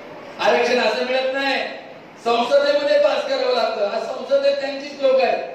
नुसतं लोकांना झेंडे घ्यायचं, आरक्षण मिळालं, आरक्षण मिळालं, असं आरक्षण मिळत नाही. संसदेमध्ये सभागृह आहे, लोकसभा आहे, राज्यसभा राज्यामध्ये असलेली विधानसभा आहे, विधान परिषद आहे. अशा ठिकाणी कायद्याचं पालन करून, कायद्याची तरतूद करून, कायद्याची निर्मिती करून या ठिकाणी आरक्षण दिलं जातं. ही सामान्य लोकांना गोष्ट नाही. आणि म्हणून या ठिकाणी बाबासाहेब आंबेडकरांना जे शिक्षक भेटले, ज्यांनी त्यांना घडवलं, ते म्हणजे पेंडसे गुरुजी, त्याचबरोबर त्यांच्या असलेले आंबेडकर गुरुजी, डॉक्टर भीमराव रामजी सकपाल. परंतु बाबासाहेब हे त्यांचे या ठिकाणी आवडते विद्यार्थी होते. जात पात जाती व्यवस्था या कर्मकांडातून मुक्तता होण्यासाठी बाबासाहेब आंबेडकरांनी अनेक चळवळी या देशामध्ये उभ्या केल्या आणि बहुजनांचा मार्ग सुकर केलेला आहे. आणि बहुजनांचा मार्ग सुकर करण्यासाठी आमच्या विद्यार्थ्यांनी पथनाट्यातून त्यांच्या कार्याचा गौरव या ठिकाणी करून दिलेला आपल्याला. अरे तुम्हाला राज्यघटनेमध्ये विचाराचं स्वातंत्र्य दिलेलं आहे. मूलभूत हक्क आणि मूलभूत अधिकार आणि मूलभूत कर्तव्य एवढं जरी आपण विद्यार्थ्यापर्यंत पोहोचवलं, मग त्याच्यामध्ये विचाराचं स्वातंत्र्य आहे, भाषणाचं स्वातंत्र्य आहे, अभिव्यक्तीचं स्वातंत्र्य आहे, न्यायाचं स्वातंत्र्य आहे, सभा संमेलन घेण्याचं स्वातंत्र्य आहे, धार्मिक स्वातंत्र्य सुद्धा दिलेलं आहे. प्रत्येक धर्माला त्याच्या धर्माचा प्रचार आणि प्रसार करण्याचं स्वातंत्र्य या ठिकाणी राज्यघटनेने दिलेले आहे. परंतु धर्मनिरपेक्षता हे तत्व स्वीकारल्यामुळे या देशाला कोणताही धर्म नाही ही गोष्ट लक्षात ठेवायची. आणि भरपूर धार्मिक राष्ट्र या ठिकाणी उद्ध्वस्त झालेले आहेत, ते आपण पाहिलेले आहे. इस्लाम राष्ट्र उद्ध्वस्त झालेली पाहतोय, काही ख्रिश्चन राष्ट्र आता उद्ध्वस्त झालेली पाहतोय. नेपाळ सारखा देश हा उद्ध्वस्त होतोय, श्रीलंका सारखा देश आता उद्ध्वस्त होताना दिसत आहे, युक्रेन सारखा सुद्धा देश उद्ध्वस्त होताना दिसत आहे. परंतु आपल्या देशाची जी संविधान आहे, राज्यघटना आहे, ती उद्ध्वस्त होणार नाही अशा प्रकारची घटना असल्यामुळे कोणताही शासन करता येईल, कोणताही राज्य करता येईल, त्यांना घटना बदलण्याचा अधिकार नाही, घटनेमध्ये बदल करण्याचा अधिकार आहे. कारण वेळेनुसार, काळानुसार, परिस्थितीनुसार बदल करण्याचं स्वातंत्र्य या राज्यघटनेमध्ये, संविधानामध्ये दिलेलं आहे.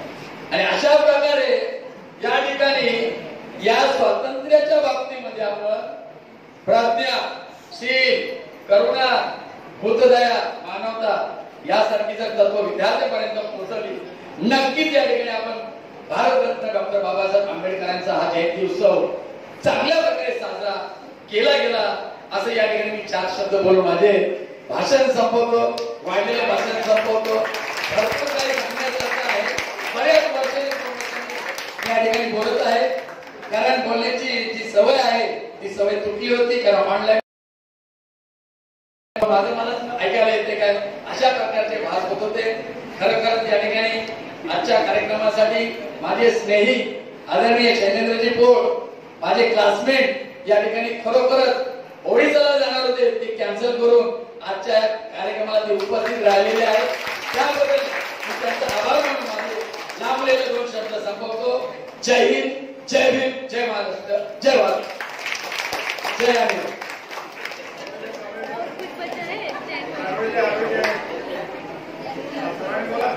भारत रत्न डॉक्टर बाबासाहेब आंबेडकर की जय. भारत रत्न डॉक्टर बाबासाहेब आंबेडकर की जय. Thank you, sir. Now I request our today's special guest, Deputy Commissioner of the Labour Maharashtra State, to present his viewpoint on today's program. Express my views here. Thank you, Sandhya madam. थोडं confuse झालो. संध्या मॅडमने इंग्लिशमध्ये सुरुवात केली, मग इंग्लिशमध्ये बोलावं, मराठीत बोलावं, आकाशपासून मी विचारलं. So I have started in English because you have ended in English. It is very convenient for me that I can speak in any language. That is English. पुन्हा एकदा मी म्हणजे बोलायचं झालं तर खरोखर काय भारी शाळा आहे, एकदम सॉरी.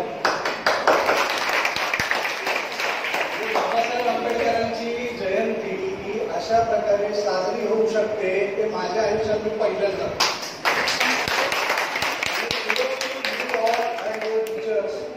परफॉर्म करून गेलं. पहिला तो जाधव मुलगा आला, त्यांनी छान भाषण केलं. त्याच्यानंतर डॉक्टर आंबेडकर म्हणून काय त्याचं नाव होतं, विराज झाला आणि मी घाबरलो, म्हटलं डायरेक्ट आंबेडकर कशी काय, एकदम छान. आणि त्याच्यानंतर म्हणजे LLBच्या कॉन्स्टिट्यूशनचा फर्स्ट इयरचा पेपरच मला इकडे करून घेतला. घटना त्यांनी सांगितली, मला आश्चर्य वाटत होतं. म्हटलं आनंद कांबळेला तरी हे माहिती. डॉक्टरांनी प्रियांकर बोलायचं राहिलं होतं, will the people of India withdraw to constitution India to sovereign socially secular and to securities of citizens. पण त्याचं सर्व इतक्या सविस्तरपणे, इतक्या सुंदरतेने त्यांनी मांडले की LLBचा फर्स्ट इयरच्या पोरांना हा 5 मिनिटाचा कार्यक्रम दाखवला, सगळे पास होते. इतक्या सुंदर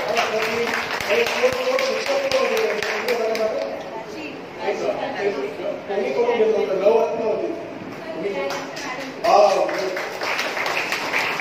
असे शिक्षक पाहिजे जे मुलांना एक म्हणजे आज आंबेडकर जयंती हा पाठ सोडून द्या, छान. आणि मला तर वाटलं की आज आंबेडकर जयंती नाहीच आहे, गॅदरिंगच चालू. कारण किती छान छोटी छोटी मुलं किती सुंदर परफॉर्मन्स करतात आणि त्या परफॉर्मन्समधून तुम्ही किती चांगलं ज्ञान घेता. पण मला माहिती आहे की जेव्हा त्या बाजूला होतो मुलांचा तुमच्यासारखा विद्यार्थी म्हणून बसलो होतो, मला दरवर्षी बक्षीस मिळायचं, पण मला आजपर्यंत एकदाही कोण प्रमुख पाहुणा होता त्याचं नाव मला आठवत. तुम्हाला हे आठवण्याची शक्यता. पण माझ्या मित्रांनी काय केलं होतं, कोणी काय म्हटलं होतं हे कुठच्या शिक्षकांनी मला काय शिकवलं होतं, कुठच्या शिक्षकांनी माझा कान धरला होता, कुठच्या शिक्षकांनी मला पुस्तक भेट म्हणून दिलं होतं, हे मात्र मरेपर्यंत आयुष्यभर लक्षात राहतं. आणि हे असतं विद्यार्थी आणि शिक्षकांचं नातं अप्रतिम असावं तर तुमचं बालपण अतिशय सुंदर होतं. मी चाइल्ड लेबरवर काम करत असल्यामुळे मला मुलांच्या काय मनोविश्वासाची जरा थोडी जपून करावी असताना नेहमी वाटतं. मी हे माझं चाइल्ड लेबरवर पोळ्या म्हणून पुस्तक लिहिलं, हे काय लहान मुलांसाठी नाही आहे, पण त्यांनी वाचावं. पण मी याच्या 3 प्रति मुद्दा म्हणून आज तुमच्या शाळेला माझ्यातर्फे भेट देतोय. त्याचा स्वीकार आपल्या प्राचार्य ठाकूर सर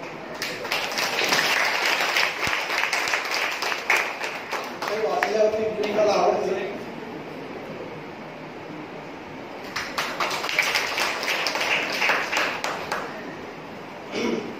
तर तुमचा कार्यक्रम सगळ्यांचा म्हणजे सगळ्यांना मान द्यायचं झालं तर 100 पैकी 200 काय एकेकाने परफॉर्म आणि त्यांची तयारी जी करून घेतली शिक्षकांनी तर सुंदर.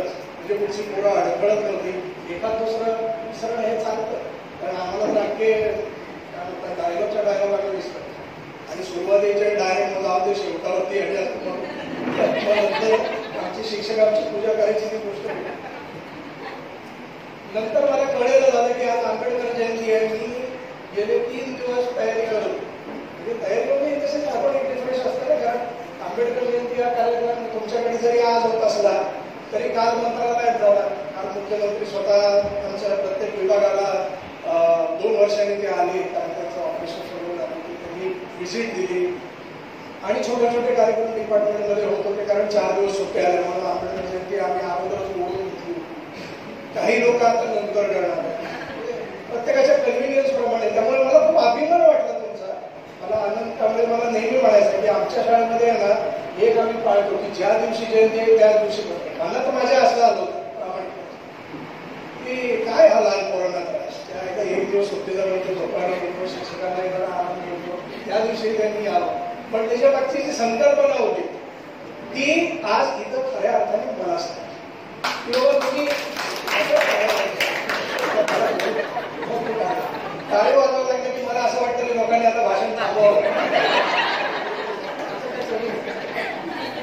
तर म्हणजे सिरियसली की आज अख्खा म्हणजे आंबेडकर राहिले बाजूला, पण त्यांनी जी घटना केली त्या घटनेची तुम्ही जी काही अभ्यासपूर्वक मांडणी केली ती आज या मुलांना कळणार नाही. पण उद्या ते LLB ला जेव्हा जातील तेव्हा ते असं सुटेल त्यांना पेपर, किंवा कॉलेजमध्ये जातील पॉलिटिकल सायन्स घेतील तेव्हा त्यांना इझिली समजणार.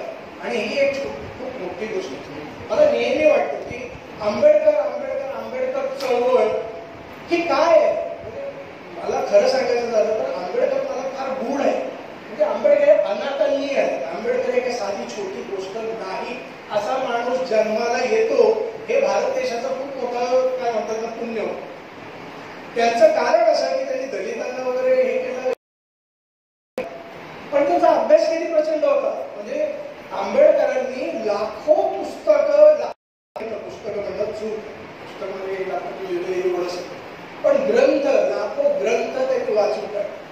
त्यांची म्हणजे जेव्हा ते कोलंबिया युनिव्हर्सिटीमध्ये होते तर कोलंबिया युनिव्हर्सिटीची अखंड लायब्ररी वाचून काढलेला एकमेव जगातला माणूस आहे तो म्हणजे डॉक्टर बाबासाहेब.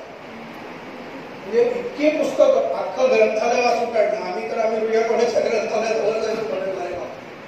असं म्हणून ठीक आहे आपल्या कामाची गोष्ट. आपल्याला फक्त काय 21 प्रश्नांची अपेक्षित वाचायचे किंवा काय वाचायचं किंवा रेडीमेड कोणतरी हुशार मुलांनी काढलेल्या नोट्स वाचायच्या आणि त्याच्यावरती शेवटच्या दिवशी अभ्यास करून परीक्षा असे आम्ही हुशार होतो. तुमच्यासारखं नाही की आता हे सगळं कॉन्ट्रिब्युशन वगैरे पाहिजे. पण इतकं म्हणजे आंबेडकरांबद्दल ही गोष्ट आपण प्रामुख्यानं चळवळीत मात्र वाचन असावं तर किती अफाट आणि किती, म्हणजे असे वाचणारे मला दोनच व्यक्ती भारतामध्ये दिसतात. एक म्हणजे डॉक्टर आंबेडकर आणि त्याच्यानंतर 3, 4, 5, 6, 7, 8 नंबर मोकळे सोडा आणि 9व्या नंबरवरती नेहरू. नेहरूची सुद्धा लायब्ररी जर तुम्ही त्रिमूर्ती भवनमध्ये जाऊन पाहिली तर ती अफाट आहे. आणि त्यांनी हे होतं की प्रत्येक पुस्तक त्यांनी वाचले. आंबेडकरांकडून शिकण्यासारखी गोष्ट ही होती की ते लायब्ररीत जर एखाद्या देशाचं ते पुस्तक वाचतील तर त्या पुस्तकाची प्रत ते विकत घेत असत. त्यामुळे आपल्याला असं वाटेल की आता आपण जर कधी गेला तुरुया कॉलेजला आमच्या इथे पुढे राजगृह आहे, एवढी मोठी बिल्डिंग आहे, बाबा असं वाटतं की सर म्हणजे बाबासाहेबांनी किती पैसा कमवला. तर बाबासाहेबांच्याकडे कधीही पैसा शिल्लक नव्हता. ते नेहमी कर्जबाजारी होते कारण ते सरस्वतीचे पूजक होते. त्यांना लक्ष्मी ही अजिबात पसंत नव्हती. अजिबात नव्हती असं म्हणण्याचे काही कारण नाही. त्यांना पैसे मिळत होते पण ते संपूर्ण पैसे किंबहुना त्याच्यापेक्षा जास्त खर्च करणारी पुस्तकं, ही पुस्तक विकत घेण्याची जी गोष्ट आहे आणि ती स्वतःचा संग्रह ठेवण्याची जी गोष्ट आहे, त्यांचं मला आठवतं की त्यांची लंडनवरती त्यांची पुस्तकं सगळी होती आणि ती पुस्तकं बोटीने त्यांनी मुंबईला मागवली आणि ती बोट बुडाली तर त्यांचे ग्रंथ कायमचे नष्ट झाले याचा शोक जवळजवळ त्यांना महिनाभर होता आणि लहान मुलासारखे ते रडले. ह्या गोष्टी आपण मुलांना सांगितल्या पाहिजे. आजची मुलं मगाशी आनंदनी सांगितलं की ऑनलाईनची काय आपल्याकडे पॅन्डेमिक सिच्युएशन आली. मला एक मी वेगळ्या अर्थाने घेतो की ही पॅन्डेमिक सिच्युएशन जी आली ना ही हा एक काय म्हणतात हा जो इव्हेंट होता हा इव्हेंट आपल्याला बघायला मिळाला हे सुद्धा आपलं नशीब आहे. म्हणजे एवढा मोठा सेंचुरीचा इव्हेंट आणि सगळ्या वर्ल्डवर चालला आणि त्याच्यामध्ये आपण इथे जिवंत आहोत आणि आपण तो अनुभवला. त्यामध्ये मुलांनी मस्ती केली असेल, मुलांनी ऑनलाईन हे केलेलं असेल, घरच्यांना फार त्रास झाला असेल, हे सगळं मला मान्य आहे. पण गंमत अशी झाली की आता परवा मी रेडिओवर ऐकत होतो की LLBचे रिझल्ट्स किंवा MBAचे रिझल्ट्स किंवा ऑनलाईन ज्या एक्झाम झाल्या तर त्याच्यामध्ये लागतो तसा LLBचा एक 8% लागतो रिझल्ट.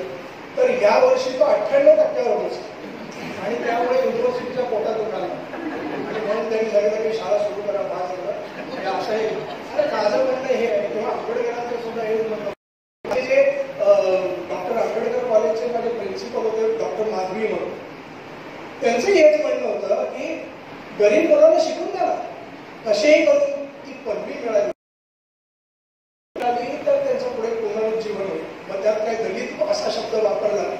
त्यांनी गरीब मुलं हा विचार की या मुलांना आज सुद्धा ही मुलं शिकतात आपल्याकडे किंवा आपण शिकलो, मी शिकलो, हा शिकलो, हे सगळे आपण जे शिकलो आपल्याला जर ते एक सर्टिफिकेट दिलं नसतं तर आपली काय व्हॅल्यू होती का?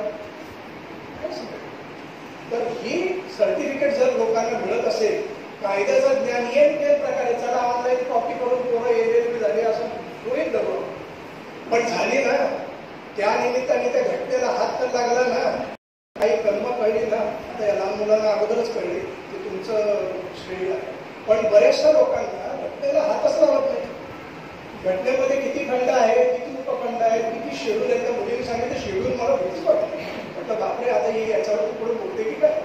म्हणजे फंडामेंटल राईट्समध्ये काय म्हणतात आर्टिकल 18 पासून 32 पर्यंत ही बोलायला सुरू केलं तर माझी पळून जाईल. तर मला बोलावं काय माझा हा प्रश्नच पडला कारण मी 3 दिवस तयारी करत होतो की मला इथे आंबेडकरांवर बोलायचं आहे. मॅडमने आता क्लिअर केलं आंबेडकरांवर बोलायचं नाही, प्रोग्रामबद्दल बोलायचं. त्यामुळे मला जरा बरं कारण आंबेडकरांबद्दल बोलण्यासारखं माझ्याकडे आता काय राहिलंच नाही. तुम्ही सगळ्या वेळेस सांगितलं जे काही शेवटचं होतं ते आनंद गाभरे पण सांगितलं. पण डॉक्टर आंबेडकरांबद्दल आणखी मला काही प्रश्न पडायचे की बाबासाहेब यांनी सुटापुटात का असायचं. ते दलित समाजाचे होते, दलितांकरता काम करत होते. आपल्याकडे गांधी हे दुसरे दलितांकरता काम करणारे ते कसे नुसतं धोत्र्या पंचामध्ये फिरत होते. मग आंबेडकर मात्र सुटपुटमध्ये ऑलवेज असतात असं धोका कुठे नाही. पण मला असं वाटतं हा माझा की डॉक्टर आंबेडकर हे पहिल्यांदा लॉयर ॲडव्होकेट होते आणि त्यांच्या मनामध्ये एक काम होतं ऑल द टाइम ॲडव्होकेसी करायची. It may be on the road, it may be with the people or it in the court. पण सगळीकडे आपल्याला ॲडव्होकेसी करायची ती दलितांची करायची. यांना दलित म्हणण्यापेक्षा शोषित वर्गांकरता जास्त. आता मगाशी त्या मॅडमने पण सांगितलं ना, हिंदू मोडवी, म्हणजे मला तो पण विषय संपून नाही, मला काय आंबेडकरांबद्दल बोलत नाही. हिंदू बोर्ड बिलवरती सुद्धा डॉक्टर आंबेडकरांनी एवढा अभ्यासपूर्वक मांडलं. ते महिलांचं सबलीकरण, म्हणजे जो वीकर सेक्शन आपण म्हणतो त्या वीकर सेक्शनला अपलिफ्ट करणं हे त्यांच्या आयुष्याचं एकमेव ध्येय. याचं म्हणजे प्रमाण किंवा पुरावा असं दिसतं की अमेरिकेमध्ये कोलंबिया युनिव्हर्सिटीत डॉक्टर बाबासाहेब आंबेडकर शिकायला गेले होते. ऑफकोर्स बडोदे संस्थानाच्या ते गेले होते. तिथे शिकत असताना आपले लाल बहादूर शास्त्री, लाला लजपत राय यांचं तिथे अनेक व्याख्यान होत असत अमेरिकेत. कारण त्यांना लंडनमध्ये बंदी होती आणि अमेरिका ही मजा बघायची की लंडनच्या विरोधात जर एखादं काम झालं तर चांगलं आहे. त्यामुळे लाला लजपत रायांची अनेक व्याख्यानं अमेरिकेमध्ये होत असत आणि डॉक्टर आंबेडकर त्यांना उपस्थित राहत असत. तेव्हा ते डॉक्टर नव्हते.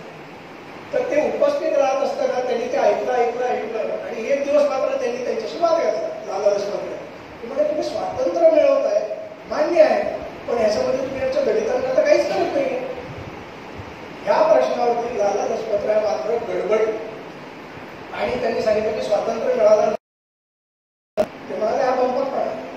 हे नाही, मला सांगायचे यात दोन मुद्दे की डॉक्टर बाबासाहेब आंबेडकरांचं एकमेव ध्येय होतं की व्यक्ती स्वातंत्र्य मिळवून, प्रत्येक व्यक्तीला त्याचं स्वातंत्र्य आणि त्याची समता ही त्याला आणि त्याचे अधिकार हे मिळावेच, हा त्यांचा अतिशय सुरुवातीपासून लहानपणापासून त्यांचा हे होता. याला कारण होतं, याला कारण त्यांच्यावरती झालेले अन्याय अत्याचार त्याच्याबद्दल मी पुन्हा भाष्य करणं योग्य नाही.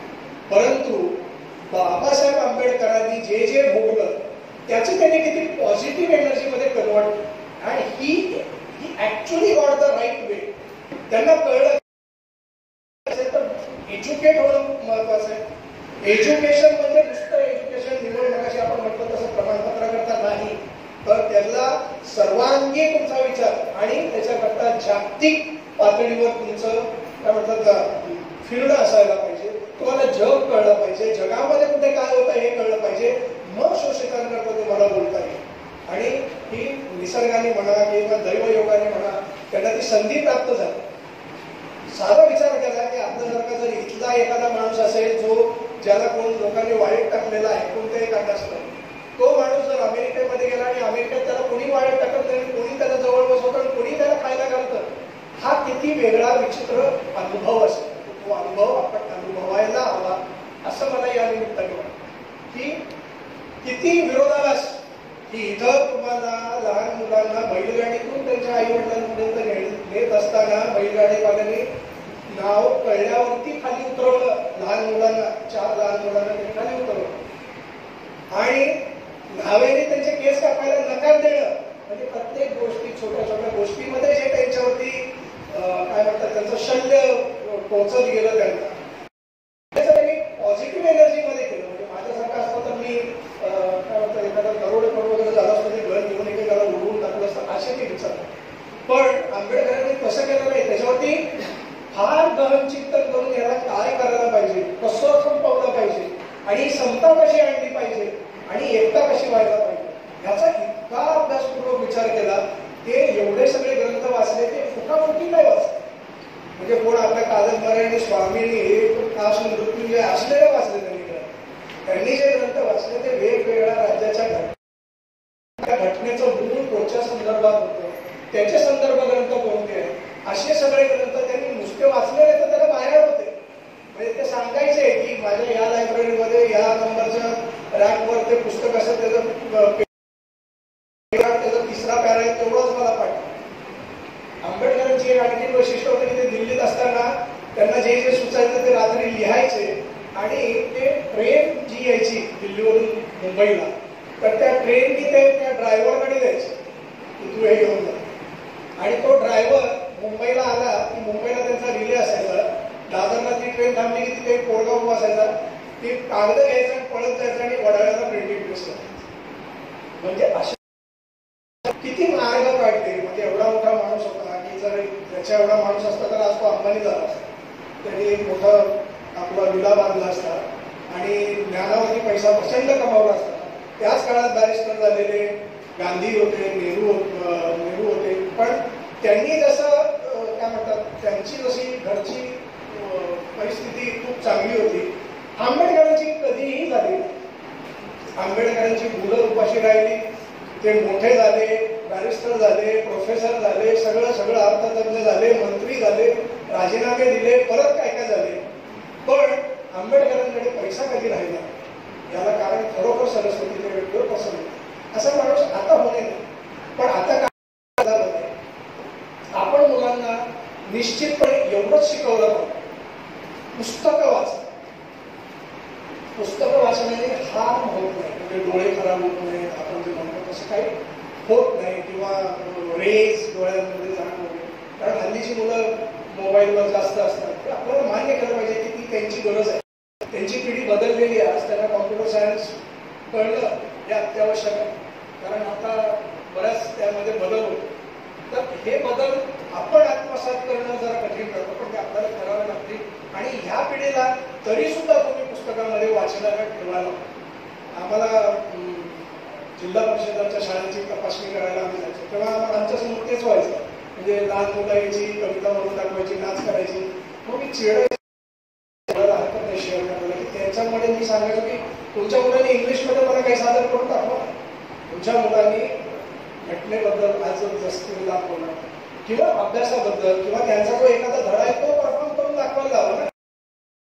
प्रेम कविता यांना सांगता, यांना काय प्रेम कवी बनवायचं, आयुष्याचं वाटोळ होईल यांचं. म्हटलं तुमची मुलं चांगल्या शाळेत शिकतात आणि जिल्हा परिषदेची पोरं आहे म्हणून तुम्ही यांना काहीतरी बालकविता म्हणतो, काहीतरी कविता करून दाखवायला हवा. तुम्हाला काय वाटतं मी यांनी इम्प्रेस. तुमच्या मुलांनी जर मला कॉम्प्युटरवर काही 4 ओळी जरी टाईप करून दाखवलं तर I am the happiest person. तुमच्या मुलांनी इंग्लिशमध्ये जर 2 वाक्य बोलले तर I am the happiest person. मगाशी ती पोरगी किती छान बोलत होती तुमच्या याच्यावरती इंग्लिशमध्ये तुम्ही जे सादर केलं. तुम्हाला सांगतो मी अशी बघितलेले आहेत की ते LLM झालेले आहेत, पण आज त्यांना 5 वाक्य इंग्लिशमध्ये बोलता येत नाही स्वतःबद्दल. इतकी वाईट अवस्था आहे. ते LLM कसे झाले हा एक प्रश्न मोठा पडतो. पण अशी आणि ही मुलं घडवणं हे खरोखर शिक्षकाचं प्रामाणिक कर्तव्य. ते तुम्ही फार सुंदर पार पडताय असं मला ते करा. म्हणून मी तुमच्या शाळेमध्ये जर आलो होतो तुम्ही मला 100 मार्कच दिले असते. आणि आता तुमच्या प्राचार्यांची सुद्धा जोड असणारच. आणि म्हणजे हे जे मुलांकडून घडवून घेणं आहे, ज्याचा उपयोग तुम्हाला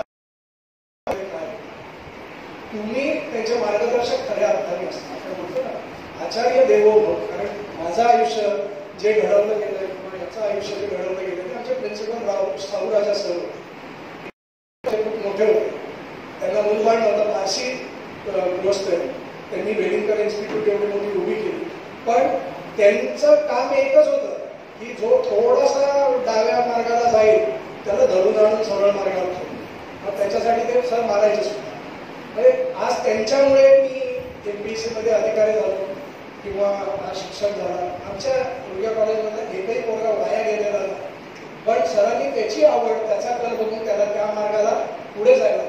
आमच्या हातून त्यांनी चांदीमध्ये अख्खी विहीर करून घेतली शाळेला.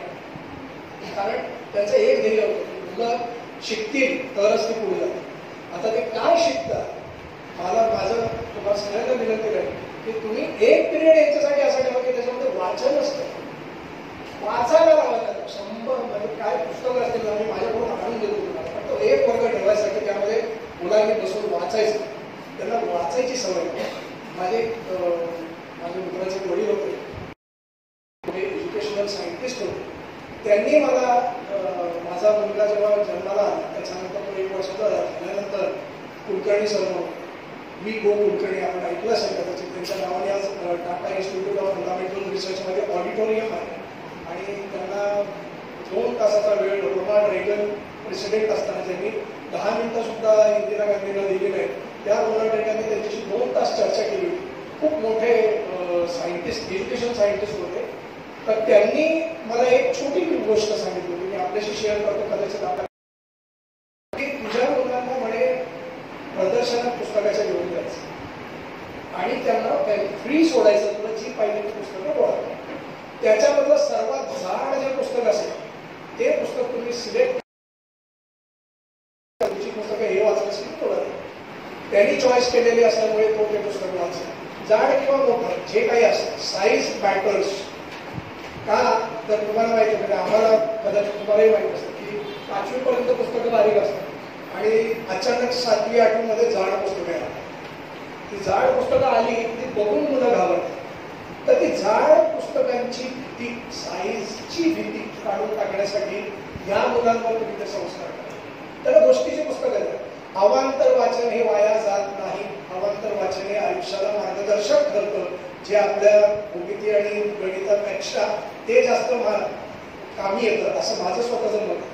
कारण ते तुम्हाला योग्य वेळी योग्य घेण्याकरता ते कामी येतं. तर अशी पुस्तकं त्यांना वाचायला द्यायला पाहिजे आणि ती सायन्सची जी भीती आहे ती काढून टाकली पाहिजे मनातून. तर ह्याकरता जर तुम्हाला एखादा तास मुलांना कंपल्सरी बसून वाचायला लावलं, वाचनाची सवय ती शिक्षक लावू शकतात, आई वडील घरी काही लावू शकतात. कारण आई वडिलांना पोरं कामाला लावतात हे आपल्याला सगळ्यांना लावता की नाही. आता नाहीच म्हणतात. ठीक आहे, पण तुम्ही सगळे मुली मुलं आहेत त्यामुळे तुमच्याकडे डाऊन घेण्याची काही गरज नाही. घरी पण चांगलं वागतच असतात, पण थोडं मोठे राहिलं तर चालतं. तर तुम्ही पुस्तकांची भीती वापरून मनामध्ये ठेवू नका. जाड गोष्टीची पुस्तकं असतील ती घ्या, ती वाचायला सुरुवात करा, वाचनाची आवड डेव्हलप करा. कारण शेवटी जो वाचेल तोच वाचेल, बाकीचे सगळे तशात वाया जातील. अविभाज्य उत्तर झालेलं आहे, पण त्याच्यावरती तुम्ही वाचनाची मजा नाही घेऊ शकत. वाचनाची मजा ही पुस्तकातून येऊ शकते. तर तुम्ही त्याची दक्षता घ्यावी. कारण आपलं एज्युकेशन करिक्युलम जे आहे ते सगळं वाचनावर आहे आणि ते पुस्तक एक आपल्याला दिलेलं आहे तेच वाचावं लागतं असं जे आहे. तर त्या पुस्तकाची भीती घालवण्यासाठी इतर पुस्तकं वाचायची मध्ये पण त्याच्यामध्ये येईल. आम्ही शाळेत असताना फक्त वडील ओरडले अभ्यास कर की आम्ही मराठीचं पुस्तक घेऊन वाचायचं. वडिलांना अभ्यास करणं एवढंच वाटायचं, पण त्यातल्या गोष्टी वाचायचो आम्ही, एवढंच करायचो. एनिवे, पण तुम्ही आपल्याला एवढा नाही, आमच्यापेक्षा तुम्ही खूप मोठे व्हाल, लॉयर व्हाल याच्यामध्ये मला काही डाऊट नाही. आता ज्या 10 पोरांनी परफॉर्मन्स केलं ते तर नक्की लॉयर होते, कारण त्यांना कॉन्स्टिट्यूशन कळले. Thanks to Babasaheb Ambedkar. त्यांच्या जयंतीमुळे आज तुमचा हा प्रोग्राम मला बघायला मिळाला. मला वाटतं आता तुम्ही टाळ्या वाजवायला हरकत नाही. जास्त संधी दिली त्याबद्दल तुमचं खरोखर मनापासून आभारी आहे. तुमच्या सगळ्यांनी जे परफॉर्म केलं त्याला hats off and thanks to all the teachers who have asked them to perform. Thank you so much.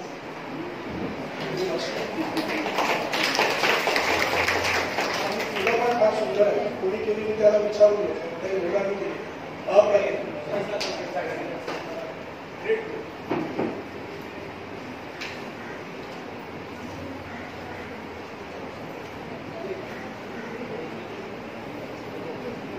Thank you, sir, for sharing your viewpoint. Every year we celebrate Dr. Babasaheb Jayanti with a great enthusiasm. Our other two guests, such as Honorable Shri Satish Bhai Chindarkar, founder of our Anyog Shikshan Sanstha, and Srimati Rohini Tai, Secretary of Anyog Shikshan Sanstha, may be present after a few minutes. Now, I would like to call our President Kumari Shravani Gharigaonkar to present her viewpoint.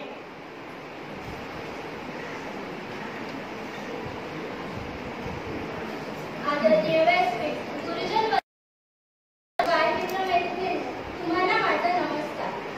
भारतीय राज्यघटनेचे शिल्पकार ज्यांनी केला लाखो माणसांचा उद्धार, संघर्षातून मिळवून दिला आम्हाला अधिकार, अशा ज्ञानसूर्याला माझा त्रिवार प्रणाम, माझा त्रिवार प्रणाम. आज दिनांक 14 एप्रिल ही एक तारीख नाही, तर ती एका वादळाचा आरंभ बिंदू आहे. एका युगाची सुरुवात आहे, एका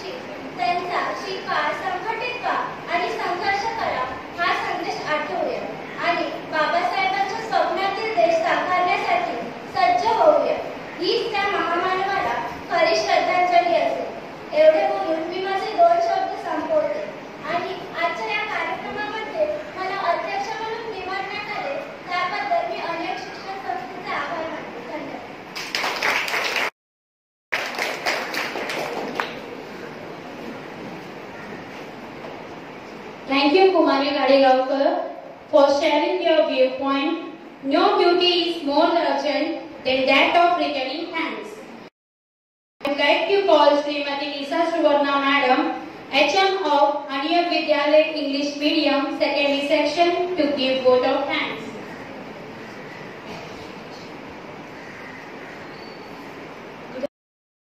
Everyone, respected dignitaries on the dais and sitting in the dais. I am here to give vote of thanks. Our today's President, Honorable Kumari Shavani Gadegaonkar, thank you for your presence in our program. I would like to thank Honorable Shri Shailendra Kore Sir, Deputy Commissioner of Labour, Maharashtra and State. Sir, thank you for giving your precious time. Thanks to Honorable Shri Dilip Jadhav Sir, Principal of Marathi Medium and Junior College. Thanks to Anand Sir. Thanks to Mungekar Sir for your presence of our program. Thanks to all session HMs. Thank you so much.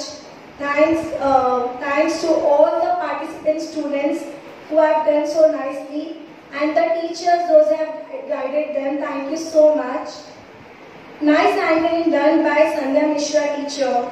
Thanks to Ganesh Sawant sir and all the singing teams for presenting nice songs. Thank you so much. Thanks to all the non-teaching staff for the arrangement of programs. Last but not least, our students. The program wouldn't be successful. Thank you so much. And last but not least, if anything is remained, so thank you so much all. And one thing, students, we have arranged biscuits for you all. So while leaving, kindly collect the biscuits.